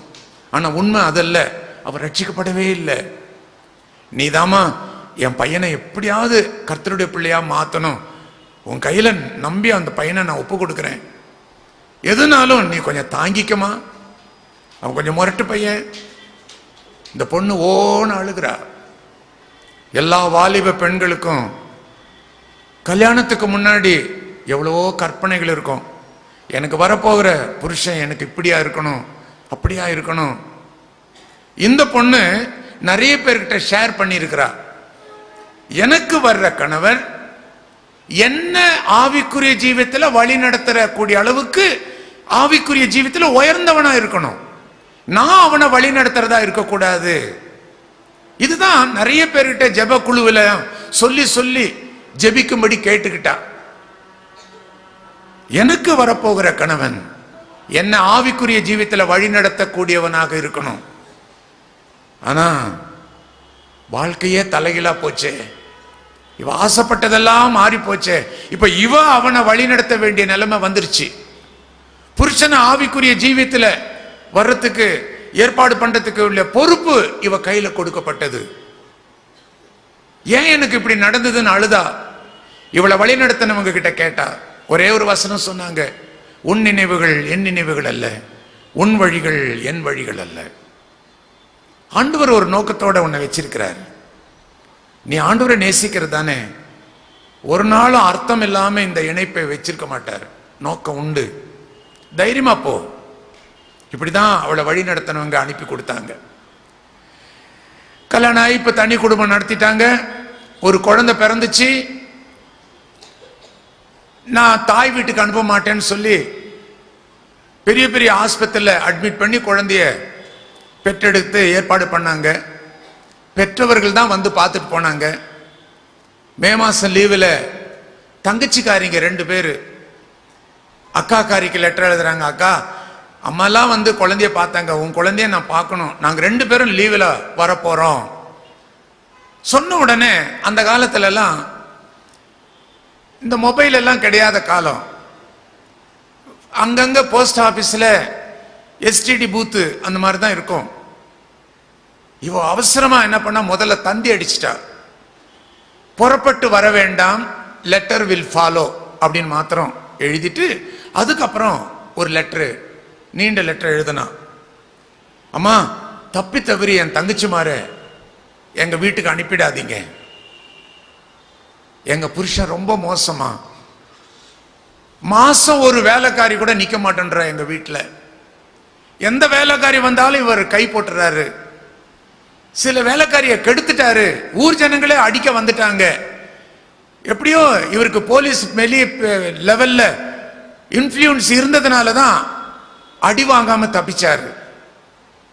இப்படி மாசம் மாசம் ஒரு வேலைக்காரிய நாங்க வீட்டுக்குள்ள வைக்கக்கூடிய அளவுக்குன்னா என் புருஷன் எவ்வளவு மோசமானவன். எங்க தங்கச்சிமாரு வந்தா நிச்சயமா என் புருஷன் கெடுத்துருவான். அதனால தயவுசெய்து தங்கச்சிமார என் புருஷன் கண்ணு முன்னாடி காட்டாதீங்க, இங்க வரவே வேண்டாம். எந்த சொந்த அக்காவாவது தங்கச்சி மாதிரி தன்னுடைய புருஷனை பத்தி இப்படி ஒரு ஸ்டேட்மெண்ட் கொடுப்பாங்களா? அவ்வளவு மோசமான புருஷன். ஒரு நாள் திடீர்னு குழந்தை மயங்கி விழுந்துச்சு. உடனே ஹாஸ்பிட்டல் கொண்டு போனாங்க. டாக்டர் என்ன சொன்னாரு, இது சாதாரணமான பிரச்சனை அல்ல, நீங்க மெடிக்கல் காலேஜ் தான் கொண்டு போகணும். மெடிக்கல் காலேஜ் கொண்டு போனாங்க, எல்லாம் எடுத்தாங்க. இது கொஞ்சம் பெக்கூலியர் வியாதி, இதை சுகமாக்குறதுக்கு இங்க வைத்தியம் கிடையாது. ஒரு இன்ஜெக்ஷன் இருக்குது, வெளிநாட்டுக்கு நாங்க எழுதி இருக்கிறோம், அது வந்ததை உடனே நாங்க போடுறோம். அது வரைக்கும் இந்த மருந்து சாப்பிடுங்க, ஒன்னும் உயிருக்கு ஆபத்து வராது. ஆனா அந்த மருந்து சீக்கிரம் போடணும். இப்ப நீங்க போயிட்டு வரலாம். குழந்தை நார்மல் ஆயிடுச்சு, கொண்டு வந்தாச்சு. தினம் அந்த இன்ஜெக்ஷனை போட்டுட்டே இருக்கணும். பக்கத்தில் இருக்கிற டாக்டர் கிட்ட தினம் போய் அந்த இன்ஜெக்ஷனை போட்டுக்கிட்டே வர்றாங்க. குழந்தை நல்லா வளர்ந்துச்சு, இப்ப நடக்க ஆரம்பிச்சிருச்சு. இந்த சந்தர்ப்பத்தில் தான் திடீர்னு குழந்தை மயங்கி விழுந்துருச்சு. உடனே எங்க ஓடிவாங்க, குழந்தை மயங்கி விழுந்துருச்சு. உடனே அவன் கையில குழந்தைய கையில எடுத்தான். கண்ணுக்குன்னெல்லாம் மேல் பக்கம் சொருகிற மாதிரி. உடனே அவசரமா பக்கத்தில் இருக்கிற டாக்டர் கிட்ட போய், தினம் ஊசி போடுவாங்களே அந்த டாக்டர் கிட்ட போனான். அந்த டாக்டர் சொன்னாரு, இல்ல நான் கை வைக்க முடியாது, அந்த ஊசி கூட போட முடியாது. முதல்ல எங்க காமிச்சீங்களோ அந்த நியூரோ சர்ஜன் கிட்ட நீங்க கொண்டு போங்க, பிரெயின் சம்பந்தப்பட்ட டாக்டர். ஆனா ஒண்ணு நான் சொல்றேன், அந்த டாக்டரை பார்க்கறதுக்கு நீங்க போற வழியிலேயே இந்த புள்ள செத்து போயிடும். பல்சனுடைய ரீடிங் பார்த்தாக்கா அங்க போய் சேர்ற வரைக்கும் இது தாங்குற மாதிரி தெரியல. சரி, இவர்கிட்ட என்ன பேச்சு, வா புறப்படு. அன்னைக்கு பார்த்து அவருடைய காரு ரிப்பேருக்கு காரேஜ் கொடுத்து அனுப்பிச்சிருக்கிறாரு, ஒர்க் ஷாப்புக்கு. சொந்த கார் இல்ல, வாடகை கார் அந்த இடத்துல இல்ல, ஆட்டோ ரிக்ஷா இல்ல, சைக்கிள் ரிக்ஷாவை பார்க்கலாம், அன்னைக்கு அது கூட கிடைக்கல. சரி, இனி லேட் பண்ண வேண்டாம், சீக்கிரமா கதவை பூட்டிட்டு புறப்படு, நம்ம நடந்து வேக வேகமா போவோம். ஆட்டோ கிடைச்சா ஏதாவது பிடிச்சி நம்ம ஹாஸ்பிட்டல் போயிடலாம். வேக வேகமா ரோட்ல நடக்கிறாங்க 2 பேரும். திடீர்னு 2 காலும் தளர்ந்து கீழே விழுந்துருச்சு, மடங்கி விழுந்துருச்சு. கை இருந்தது, கையும் மடங்கி துவண்டு விழுந்து விட்டது. நின்னு குழந்தையினுடைய கண்ணை பார்க்கறான். அந்த கண்ணினுடைய அந்த பியூப்பிள் மேல சொருக ஆரம்பிச்சிருச்சு. அந்த டாக்டர் சொன்னாரு, போற வழியிலேயே போயிடும், நீங்க போய் சேரத்துக்குள்ளேயே குழந்தை செத்துருன்னு சொன்னாரு. அந்த பல்ஸ் ரீடிங் கணக்கு பிரகாரம் மரணத்தை நெருங்கிட்டான் என் பையன். இவ்வளவோ சொத்துக்கள், இவன் ஒருத்தன் தான் அதுக்கு வாரிசு. பிரசவம் ஆன உடனே கர்ப்பப்பை எடுக்க வேண்டிய நிலைமை வந்துருச்சு. இன்னொரு குழந்தை என் மனைவிக்கு கிடைக்காது. இப்ப நான் என்ன பண்ணுவேன்? இவ்வளவு நாளும் தேடாத தெய்வத்தை இப்ப அவன் தேட முயற்சி பண்றான். அவங்க அம்மா சொன்னது, அவங்க அப்பா சொன்னது, இவன் படுத்து தூங்கிட்டானா இந்த மனைவி முழங்கால் படியிட்டு அழுது அழுது ஜெபிப்பா. திடீர்னு முழிச்சு பார்க்கும்போது மனைவிக்காரிய ஜெபம் பண்ணிட்டு இருக்கிறத பாக்குறா. தெரியும் யாருக்காக அவ அழுகிறான்னு, எனக்காக தான். நீ என்ன அழுதாலும் என் சுபாவத்தை மாற்ற முடியாதுன்னு சொல்லிட்டு உட்காந்து ஒழுங்கா வந்து படுத்து கடை அப்படின்னு சொல்லி திட்டின. ஆனா இப்போ இனி இவனுக்கு உயிர் வரணும் அப்படின்னா வானத்தையும் பூமியை உண்டாக்கின ஒரு தெய்வம் அவர் மனசு வச்சாதான் முடியும். இப்பதான் மனதுக்குள்ள அந்த எண்ணம் வந்துருச்சு. உடனே குழந்தைய தூக்கி பிடிச்சான். இதுவரைக்கும் இயேசுவே நான் சொல்லி ஒரு நாளும் நான் கூப்பிட்டதில்லை. எனக்கு ஒரு கட்டி ஆபரேஷன் பண்ணாங்க. குளோரோஃபார்ம் கொடுக்காமலே பண்ணிட்டா நல்லதுன்னு தான் சொன்னாங்க. அதனால மேலதான் அப்ளை பண்ணிட்டு கிழிச்சாங்க. வலி தாங்க முடியல. அந்த சமயத்துல கூட இயேசுவே நான் கூப்பிடலையே. என் மனைவி பிரசவத்துக்காக துடிச்சா. அந்த சமயத்திலயும் ஐயோ அவ துடிக்கிறது தாங்க முடியலையே, இயேசுவே அவளுக்கு வலி இல்லாத பிரசவத்தை தாரும் கேட்டதே கிடையாது. ஆண்டவரே உண்மை நான் மதிச்சது கிடையாது. எங்க அம்மா அழுதாங்க, எங்க பாட்டி அழுதாங்க. எக்ஸாம் சமயத்திலும் கூட இயேசுவே எனக்கு உதவி செய்ய நான் கேட்கல. என் சாமர்த்தியம், என் ஞானம், என் படிப்பு, என் டிகிரி, அரசாங்கமே எனக்கு கூப்பிட்டு வேலை கொடுத்துச்சு. யாருக்கும் லஞ்சம் கொடுக்காம அந்த திமிர்ல நடந்த நானு. ஆனா இன்னைக்கு ஒரு சான்ஸ், எனக்கு ஒரே ஒரு சான்ஸ் கொடு. என் மகன் மாத்திரம் நீர் ஜீவிக்கிற தேவன் என்பதை உணர்த்துவதற்கு என் மகனுக்கு நீர் உயிரை கொடுத்தீர்னா இந்த நிமிஷம் முதல் உம்முடைய திருப்பணியை மரணம் வரைக்கும் நான் செய்வேன், இது சத்தியம் என்று சொன்னார். அப்பதான் வானத்திலிருந்து ஒரு சத்தம், நினைத்துக்கொள் எடுத்து வாசி, நினைத்துக்கொள் எடுத்து வாசி. உடனே குழந்தைய கையில இருக்கணும். மனைவியை கூப்பிட்டான், நீ என்ன பெரிய பைபிள் படிக்கிறவளாச்சே, இது ஏதோ எடுத்து வாசினா நிச்சயமா பைபிள தான் இருக்கும். நினைத்துக்கொள்ளலாம், எடுத்து வாசியாம். இது எங்கேயாவது பைபிள் இருக்குதா? எதுக்கு சொல்லப்பட்டது கொஞ்சம் பாரு. ஆமா எனக்கு ஞாபகம் இருக்குதுங்க, ஞாபகம் இருக்குது. அவ ஹேண்ட் பேக்லயே ஒரு பைபிள் எப்பவுமே வச்சிருப்பா. டக்குன்னு பைபிள் எடுத்தா, திறந்தா, ஆமாங்க எனக்கு தெரியும், இந்த இடத்துல தான் லூக்கா சுவிசேஷம் தான் வந்துச்சு, கண்டுபிடிச்சிட்டேன். அந்த ஐஸ்வர்யவான் அந்த பாதாளத்துல கண்ணீர் விட்டு கதர்னானே, இரக்கத்தில் ஐஸ்வர்யம் உள்ள தேவன், செத்து போனாலும் நான் கண்ணீர் விட்டா அவர் இரக்கத்தோடு என்னை பரலோகம் கொண்டு போயிடுவாருன்னு. ஆனா உயிரோடு இருக்கும் போது அழுதா அவர் இரக்கத்தில் ஐஸ்வர்யம் உள்ள தேவன். செத்து போயிட்டா நீதியுள்ள நியாயாதிபதி இரக்கம் பாராட்டக்கூடாது. இப்ப விளங்கிடுச்சு. அவன் உடனே தான் சொல்றான், இனி எனக்கு மனம் திரும்பினாலும் எனக்கு பிரயோஜனம் இல்லைன்றது எனக்கு தெரிஞ்சு போச்சு. எனக்கு 5 சகோதரர்கள் இருக்கிறாங்க. நான் அனுபவிக்கிற இந்த வேதனை வராதபடி தயவுசெய்து இந்த லாசர்வை கொஞ்சம் அனுப்பி நான் படுற வேதனையை கொஞ்சம் சொல்லுங்க, அவங்களாவது மனம் திரும்பட்டும். அப்பதான் ஆபிரகாம் சொல்றான், நினைத்துக்கொள் சகோதரா, நீ பூமியில இருந்த சமயத்துல உனக்கு எவ்வளவு தருணம் கொடுத்துச்சு. அகம்பாவத்தோட நீ வெளியே போன வந்த. வாசப்படியில லாசரு கிடந்தானே, அவன் யாரும் அந்நியன் கிடையாது. அந்த காலத்துல ஒவ்வொரு கிராமத்திலும் குடி இருந்தா எல்லாம் சொந்தக்காரங்களா தான் இருப்பாங்க. அந்நியன் யாரும் கிராமத்துல குடி இருக்க மாட்டாங்க. இவனும் சொந்தக்காரன் தான், லாசரும் சொந்தக்காரன் தான். ஆனா நொடிஞ்சு போயிட்டான். வியாதி வந்துச்சு, குடும்பத்தினர் கூட இவனை விரட்டிட்டாங்க. இவனுடைய மேல இருக்கிற பொண்ணுனால நிறைய பேருக்கு அருவருப்பு, யாரும் வீட்டு பக்கத்திலே வரவேணான்றாங்க. இந்த வீடு தான் திறந்த வாசல். குழந்தைங்கள்லாம் வெளியே உட்காந்து தின்னுதுங்க. அந்த தின்ற குழந்தைங்க நிறைய வேஸ்ட் பண்ணி கீழே ரொட்டி துண்ணுங்க போடும். அதை சாப்பிட்டு பசி ஆத்திக்கலாம்னா கூடவே நாயும் ஒண்ணு போட்டி போடுது. சொந்தக்காரன் தானே, ஏதோ நொடிஞ்சு போயிட்டான், கொஞ்சம் ஏதாவது சொல்லுங்க. ஒரு நாள் அந்த இரக்கத்தை காமிச்சிருப்பியா? நினைத்துக்கொள் சகோதரா. இப்ப நீ 5 சகோதர குறிச்சு நீ கவலைப்படுறியே, இவன் வாசப்படியிலே கிடந்தானே, இவனை பத்தி நீ என்னைக்காவது யோசனை பண்ணி பார்த்தியா? மோசையும் தீர்க்கதரிசிகளும் எழுதப்பட்ட அந்த இயேசு காரியத்தை குறித்து எழுதப்பட்ட புஸ்தகம் இருக்குதே, என்னைக்காவது நீ அதை பண்ணி யோசனை பண்ணி இருக்கிறியா? நினைத்துக்கொள், நினைத்துக்கொள். உடனடியாக ஆண்டுடைய சமூகத்தில் குழந்தைய கையில தூக்கணும். நினைத்துக் கொள்ற ஆண்டவரே, நீர் எனக்கு கொடுத்த சந்தர்ப்பம் கொஞ்சம் நஞ்சம் அல்ல. சின்ன பிள்ளையில இருந்து எங்க அப்பா அம்மா மூலியமா எனக்கு ஞாபகப்படுத்தினீர், என்னுடைய மனைவி மூலமா ஞாபகப்படுத்தினீர். எனக்கு ஆபத்துல கட்டி ஆபரேஷன் செஞ்ச சமயத்துல அப்பெல்லாம் நினைச்சு ஒரு நாள் கூட இயேசுவே நான் கூப்பிட்டதில்லை. ஆனா இன்னைக்கு மனம் திரும்பி நான் கேட்கிறேன், நினைக்கிறேன், இதெல்லாம் நான் நினைக்கிறேன். இந்த ஒரு விசை தயவுசெய்து எனக்கு ஒரு வாழை எனக்கு கிருபை தாரும். என் புள்ள செத்து போய் இத்தனை சொத்துக்களும் நான் வச்சு நான் என்ன செய்ய போறேன்? இந்த ஒரு விசை. இந்த வார்த்தை எங்கிருந்து எடுத்தாவன்? சிம்சோன் தன்னுடைய வாழ்க்கையின் கடைசி பகுதியில கேட்டானே. எப்ப பார்த்தாலும் ஆண்டவர் ஆவியில நிரப்பினாரு, திருப்பி விபச்சார மடியிலேயே போய் கடந்தான்.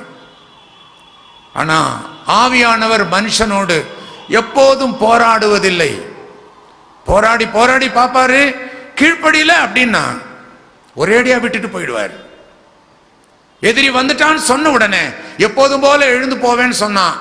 எந்திரிக்க முடியல, சங்கிலி அறுக்க முடியல. முன்னெல்லாம் சாம்பல் மாதிரி போயிடும். கயிறு கூட அறுக்க முடியல. அகப்பட்டான். கண் பிடுங்கப்பட்டது, தலை மொட்டை அடிக்கப்பட்டது, சங்கிலியினால கட்டப்பட்டான். மரணத்தின் வாசல்ல நிக்கிறான். தெரிஞ்சு போச்சு, இதுக்கப்புறம் நான் பிழைக்க முடியாதுன்னு. இப்போ ஆண்டவர்கிட்ட கேட்கிறான், ஒரு சான்ஸ் கொடு ஆண்டவரே, இந்த ஒரே ஒரு முறை எனக்கு ஒரு சான்ஸ் கொடு. கெஞ்சி கேட்கிறான். அதே மாதிரிதான் இவன் கேட்டான், ஒரே ஒரு முறை என்னை மன்னித்து என் பிள்ளைக்கு எனக்கு உயிரை கொடும். அந்த மன்னிப்பின் ஜெபம், மகா இரக்கமுள்ள தேவன் இறங்கினார், குழந்தைக்கு உயிரை கொடுத்தார். துவண்ட கைகள் நிமிர்ந்தது, துவண்ட கால்கள் நிமிர்ந்தது. கையில பிடிச்சிட்டு இருக்கும் போதே தெரியுது அவனுக்கு. உடனே முழங்கால் படிட்டு அந்த குழந்தைய கீழே வச்சான்.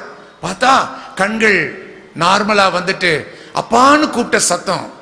உடனே மகனை தோள்ல சுமந்து கைகளை உயர்த்தி, இரக்கத்தில் ஐஸ்வர்யமுள்ள தேவனே, எத்தனை முறை உம்மை நான் எட்டி உதைத்தேன், எத்தனை முறை உம்மை அவமானப்படுத்தி கிண்டல் படுத்தி பேசினேன், தமாஷ் பண்ணி பேசினேன்.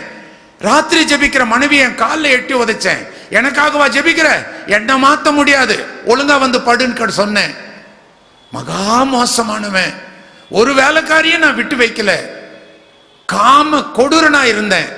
இந்த ஒரு விசை என்று நான் கெஞ்சி கேட்ட போது, மனமிறங்கின தேவனே, என் குழந்தைக்கு வாழ்வளித்தவரே, உமக்கு கோடா கோடி ஸ்தோத்திரம். இந்த நிமிஷம் முதல் உமக்கு நான் வாக்களித்தபடி உம்முடைய திரு ஊழியத்தை நிச்சயமாக நான் மரணம் வரைக்கும் செய்வேன், நிறைவேற்றுவேன், இது சத்தியம் என்று சொல்லி ஆஸ்பத்திரிக்கு நேரா போனாங்க. டாக்டர்கிட்ட காமிச்சாங்க, பரிசோதனை பண்ணாங்க. அந்த ஃபாரின் இன்ஜெக்ஷன் கூட வேண்டாம், he is normal now. அவன் பரிபூர்ணமான சுகம் பெற்று விட்டான். இனி அவனுக்கு வைத்தியம் தேவையில்லை, ஊசி தேவையில்லை. எப்படி நடந்தது? அந்த அமெரிக்கா மருந்து யாராவது வாங்கி போட்டாங்களா? இல்லைங்க. நடு வீதியில ஊர் ஜனங்களா வேடிக்கை பார்க்க, வெக்கம் இல்லாம நாணம் இல்லாம முழங்கால் படிட்டு என் தேவனிடத்துல இந்த ஒரு விசைன்னு பிச்சைக்கார மாதிரி நான் கேட்டனே, அந்த ஜபத்துக்கு என் தேவன் அளித்த பதில் பரிபூர்ண சௌக்கியத்தை கொடுத்தார். உயர்ந்த ஆபீசராக அந்த பையன் இப்பொழுதும் உயிரோட கூட இருக்கிறான். எங்களோட கூட அந்த ஊழியத்துல தன்னுடைய பெரிய பதவியும் தன்னுடைய ஜீப்பு காரு எல்லாத்தையும் விட்டுட்டு நாங்க போன வாகனத்துல, பழைய வாகனத்துல ஏறி கிராமத்துல வந்து வெக்கம் இல்லாம ரோடோரத்துல நின்று, இயேசுவே ஜீவிக்கிற தேவன், பாவத்தை மன்னிக்கிறவர் என்பதை அவர் சொல்லுவார். ஒவ்வொருவரா மாற்றி மாறி நாங்க ரோட்ல ப்ரீச் பண்ணுவோம். அந்த மாதிரி ஊழியத்துல என்னோடு கூட பங்கு கொண்டவர். எதுக்காக இதை சொல்றேன்? இங்க உட்கார்ந்து இருக்கிற நீங்க எல்லாம் இன்னொரு தடவை பிரசங்கம் கேட்பீங்கன்னு சொல்ல முடியாது. 2015 முடிஞ்சிருச்சு, முடிய போகுது, ஆரம்பிக்கப்பட்டிருக்குது, 2 மாசம் முடிய போகுது. பல வருஷம் உனக்கு தருணத்தை கர்த்தர் கொடுத்தார். 14, 13 எல்லாம் தாண்டியாச்சு, ஒரு பழமும் இல்லையே. பரிசுத்த ஆவியினுடைய சுபாவத்தை உன்னுடைய வாழ்க்கையில காட்டலையே. நல்ல பழம், நல்ல சுபாவம் கர்த்தர் ரொம்ப எதிர்பார்த்தார். கலாத்தியர் 5ஆம் அதிகாரம் 22 வாசிச்சு பாருங்க. இந்த சுபாவம் எல்லாம் உங்களுடைய வாழ்க்கையில இல்லைன்னா நீங்க மனம் திரும்பாதவங்கன்னு அர்த்தம். இந்த சுபாவம் உங்க உள்ளத்துல எப்ப வருதோ அதுதான் ஆவியின் கனி. இந்த கனிக்காக தான் அவர் தேடி தேடி வந்தார். இப்பவும் தேடிட்டு இருக்கிறார். பிப்ரவரி மாசமும் தேடிட்டு இருக்கிறார். இந்த ராத்திரியும் இப்பவும் இங்க தேடிக்கொண்டே இருக்கிறார். தீர்மானம் எடுக்க முடியுமா? என்னை வெட்டி போட்டுறாதீரும் ஆண்டவரே, என் குடும்பம் அனாதை ஆயிடக்கூடாது. அந்த உயர் அதிகாரி கேட்டது போல, சிம்சோன் கேட்டது போல, இந்த ஒரு விசை என்னை மன்னியும். கேட்கலாமா? எல்லாரும் கண்களை மூடி ஜெபிப்போம். கடைசி நேரம். மனம் திரும்புதலின் அனுபவமே எனக்கு இல்லைன்னு சொல்றீங்களே, இன்னைக்கு உங்களுக்கு மனம் திரும்புதலின் அனுபவம் கிடைச்சிரும். நீங்க மாத்திரம் பாவத்தை ஒத்துக்கிட்டு, நான் பாவி ஆண்டவரே, பல விதத்தில் உங்களுடைய மனசை நான் வேதனைப்படுத்தி இருக்கிறேன், இந்த ஒரு விசை என்னை மன்னிச்சிரும். முதலாவது இயேசு விசுவாசி, அப்பொழுது நீ உன் வீட்டாரும் ரட்சிக்கப்படுவீர்கள். என் குடும்பம் ரட்சிக்கப்படல, என் மாமியார் ரட்சிக்கப்படல, என் புள்ள ரட்சிக்கப்படல, என் மனைவி ரட்சிக்கப்படல, புருஷன் ரட்சிக்கப்படல. முதலாவது நீ ரட்சிக்கப்படு. இன்னைக்கு உனக்கு கடைசி தருணம் கொடுக்கப்பட்டிருக்குது. எத்தனை பேர் இந்த கூட்டம் முடிஞ்சு உயிரோட வீட்டுக்கு போய் சேருவோம்? பிரசங்கிக்கிற நான் வீடு போய் சேர்வேன் சொல்ல முடியாது. கர்த்தரை கண்டடையத்தக்க சமயத்தில் அவரை தேடுங்கள். அவர் சமீபமா இருக்கும் போதே அவரை நோக்கி கூப்பிடுங்கள். இப்ப அவர் பக்கத்தில் இருக்கிறார். உனக்கு கடைசி சான்ஸ். கோடலியானது மரத்தின் வேர் அருகே வைக்கப்பட்டிருக்கிறது. வேர் வெட்டப்பட்டால் மரம் முழுவதும் சாய்ந்து போகும். உன் நிமித்தமாய் உன் குடும்பம், உன் பிள்ளைங்க, உன் மனைவி, உன் புருஷன் வேதனைப்படணுமா? இந்த ஒரு விசை என்னை மன்னிச்சு எனக்கு ரட்சிப்பின் அனுபவத்தை தாரும் ஆண்டவரே. இந்த ஞாயிற்றுக்கிழமை ராத்திரி கூட்டத்தில் நான் மனம் திரும்பினேன்னு தைரியமா சொல்லணும். இந்த மனம் திரும்புதல் அனுபவத்தோடு நான் திருவிருந்து எடுக்கணும். எந்த ஆத்துனியும் எனக்கு வந்துடக்கூடாது. தீர்மானம் பண்ணி பாருங்களேன். உலகம் தராத சமாதானத்தையும் சந்தோஷத்தையும் இந்த நிமிஷமே, இந்த ராத்திரி அல்ல, இந்த நிமிஷமே உங்களுக்கு கிடைக்கும். இப்பவே கிடைக்கும். இந்த ஒரு விசை என்னை மன்னியும் சொல்லி நம்ம கேட்கலாமா? ஆண்டவர் எதிர்பார்க்கிறார். கனியை எதிர்பார்த்து தான் இப்ப வந்துட்டு இருக்கிறார். உன் பக்கத்துல வந்துட்டு இருக்கிறார். இப்பவாது உன் இருதயத்தை கடினப்படுத்தாத. எத்தனை கன்வென்ஷன்ல நீ வலிக்கிட்டு போன, வந்த மாதிரியே திருப்பி திருப்பி போன. இன்னும் உனக்கு எவ்வளவு நாள் நான் உனக்காக பரிந்து பேசுவேன்? கெஞ்சி கெஞ்சி கேட்கிறேன், வெட்டிடாதீங்க வெட்டிடாதீங்கன்னு. இன்னைக்காவது உன்னுடைய இருதயத்தின் கடினத்தை தயவுசெய்து நீ மாத்திக்கோ. இந்த வீடியோ பார்க்கிறவங்களும் சொல்றேன், நீங்க எங்கிருந்து உட்காந்து இதை பார்த்தாலும் சரி, நீங்க தீர்மானம் எடுத்தாலும் உங்களுக்கும் இன்னைக்கு ரட்சிப்பு. மனம் திரும்பல் இல்லாம சபையிலையும் மெம்பர் ஆக முடியாது, மனம் திரும்பல் இல்லாம பரலோகமும் போக முடியாது. தேவா உன் வாக்கை நம்பி சீர்கேடனும் நீசனும் நான் பாவியாகவே வாரே. பாவம் போக்கும் பலியா என் இயேசுவே வாரே. பாவியாகவே வாரே. சேர்ந்து பாடும். நீ வா உன் பாவம் என்னா நீங்கும் என்று சொன்னீரே. தேவா உன் வாக்கை நம்பி சீர்கேடனும் நீசனும் நான் பாவியாகவே வாரே. பாவம் போக்கும் பலியா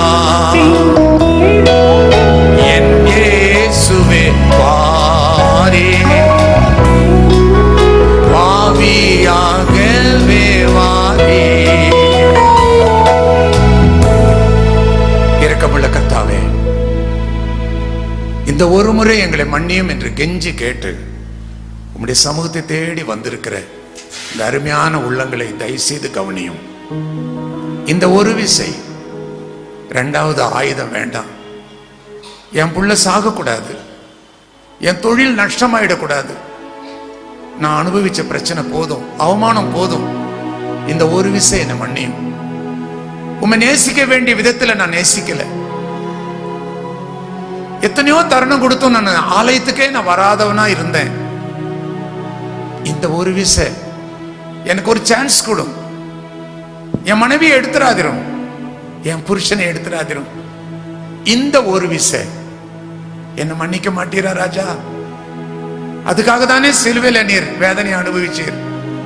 நான் அனுபவிக்க வேண்டிய தண்டனை எல்லாம் அவளை விட்டுடு, அவனை விட்டுடு, என்ன நீ முகத்துல துப்பிக்கோ, என்ன வேணாலும் பண்ணிக்கோ, என் பிள்ளைய ஒண்ணும் செஞ்சிடாதேன்னு எங்களுக்கு பதிலாய் சிலுவையில் அறையப்பட்ட தெய்வ குமாரனே, மனமிறங்கும் ஆண்டவரே, இந்த ஒரு விசை எங்கள் எல்லாரையும் மன்னித்தருளும். உம்முடைய பரிசுத்த ரத்தத்தினாலே உச்சந்தலிலிருந்து உள்ளங்கால் வரைக்கும் கழுவி சுத்திகரிப்பீராக. ஒரு புது மனுஷனாய் புது மனுஷியாய் இந்த இடத்தை விட்டு நாங்கள் வீடுகளுக்கு செல்லவும், இந்த ஆசீர்வாதத்தை வரப்போகிற நாட்களிலே நாங்கள் காணவும் எங்களுக்கு கிருபை செய்யும் ஆண்டவரே. பாவத்தை எப்பொழுது மன்னித்தீரோ அப்பொழுதே உம்மை அப்பா என்று கூப்பிடுகிற புத்திர சுவிகாரத்தை நீர் எங்களுக்கு தந்து விடுகிறீர். இப்ப எங்க பிரச்சனைக்காக நாங்கள் ஜெபிக்கிறோம். பாவம் மன்னிக்கப்பட்டவருடைய ஜெபத்தை கேட்கிற தேவன் அல்லவா நீர்? நீர் பாவம் மன்னித்ததுனால உரிமையோடு நாங்க கேட்கிறோம், அப்பா என் மகனை ரட்சியும், என் மகளை ரட்சியும். மனம் திரும்புதல் அனுபவத்தை இந்த வயசுலயே அவங்க பெற்றுக்கொள்ளணும்.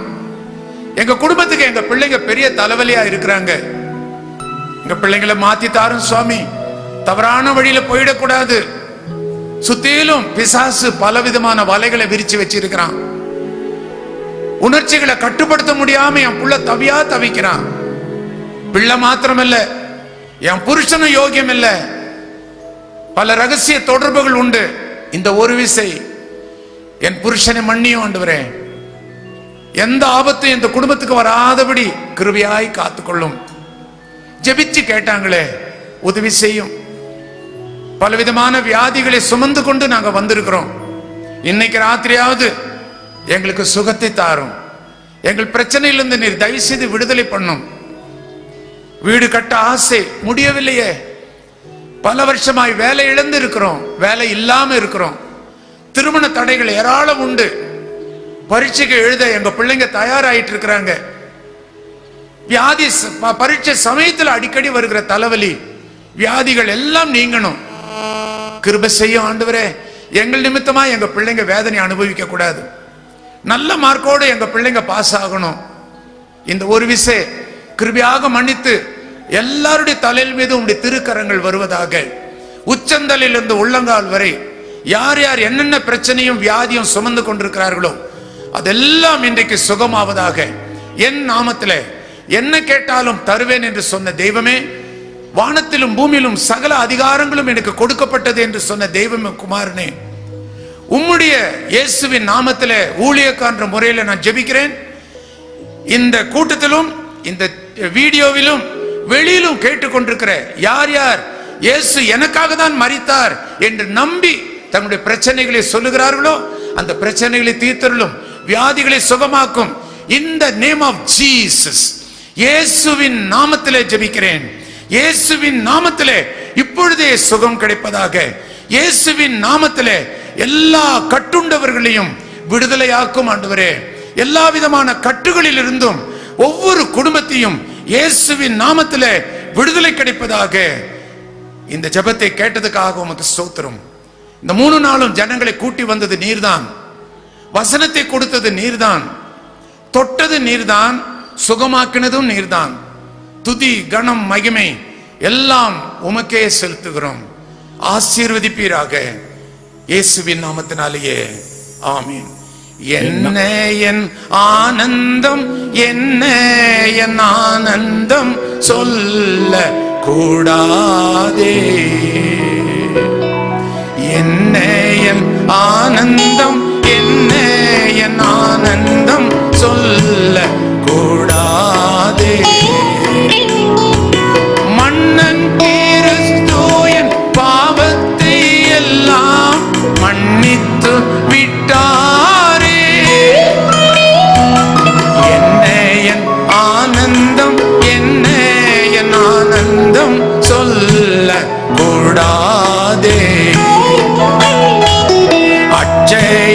பட்சமாய் ரட்சிப்பை எங்கள் அருளினதாலே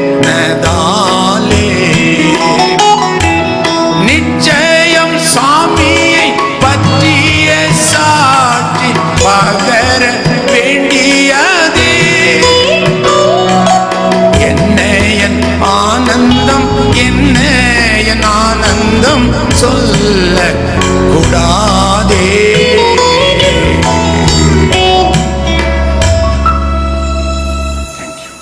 எங்களை நேசிக்கிற நல்ல பிதாவே, இந்த 3 நாட்களும் நீர் எங்களோடு கூட பேசினீர். உம்முடைய தாசனை ஒரு நோக்கத்தோடு கூட எங்கள் மத்தியிலே நீர் கொண்டு வந்தீர். அதற்காக நாங்கள் உமக்கு நன்றி சொல்லுகிறோம். ஆண்டவரே, அடியானை நீர் வல்லமையாய் பயன்படுத்தினீர்.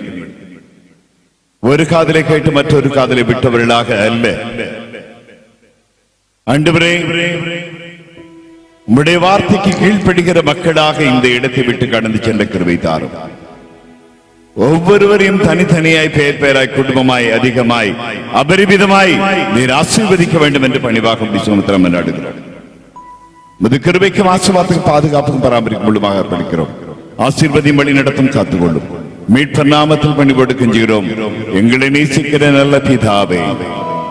என் ஆத்துமாவே கர்த்தரை ஸ்தோத்திரி, என் முழு உள்ளமே அவருடைய பரிசுத்த நாமத்தை ஸ்தோத்திரி. என் ஆத்துமாவே கர்த்தரை ஸ்தோத்திரி, அவர் செய்த சகல உபகாரங்களையும் மறவாதே. ஆமென்.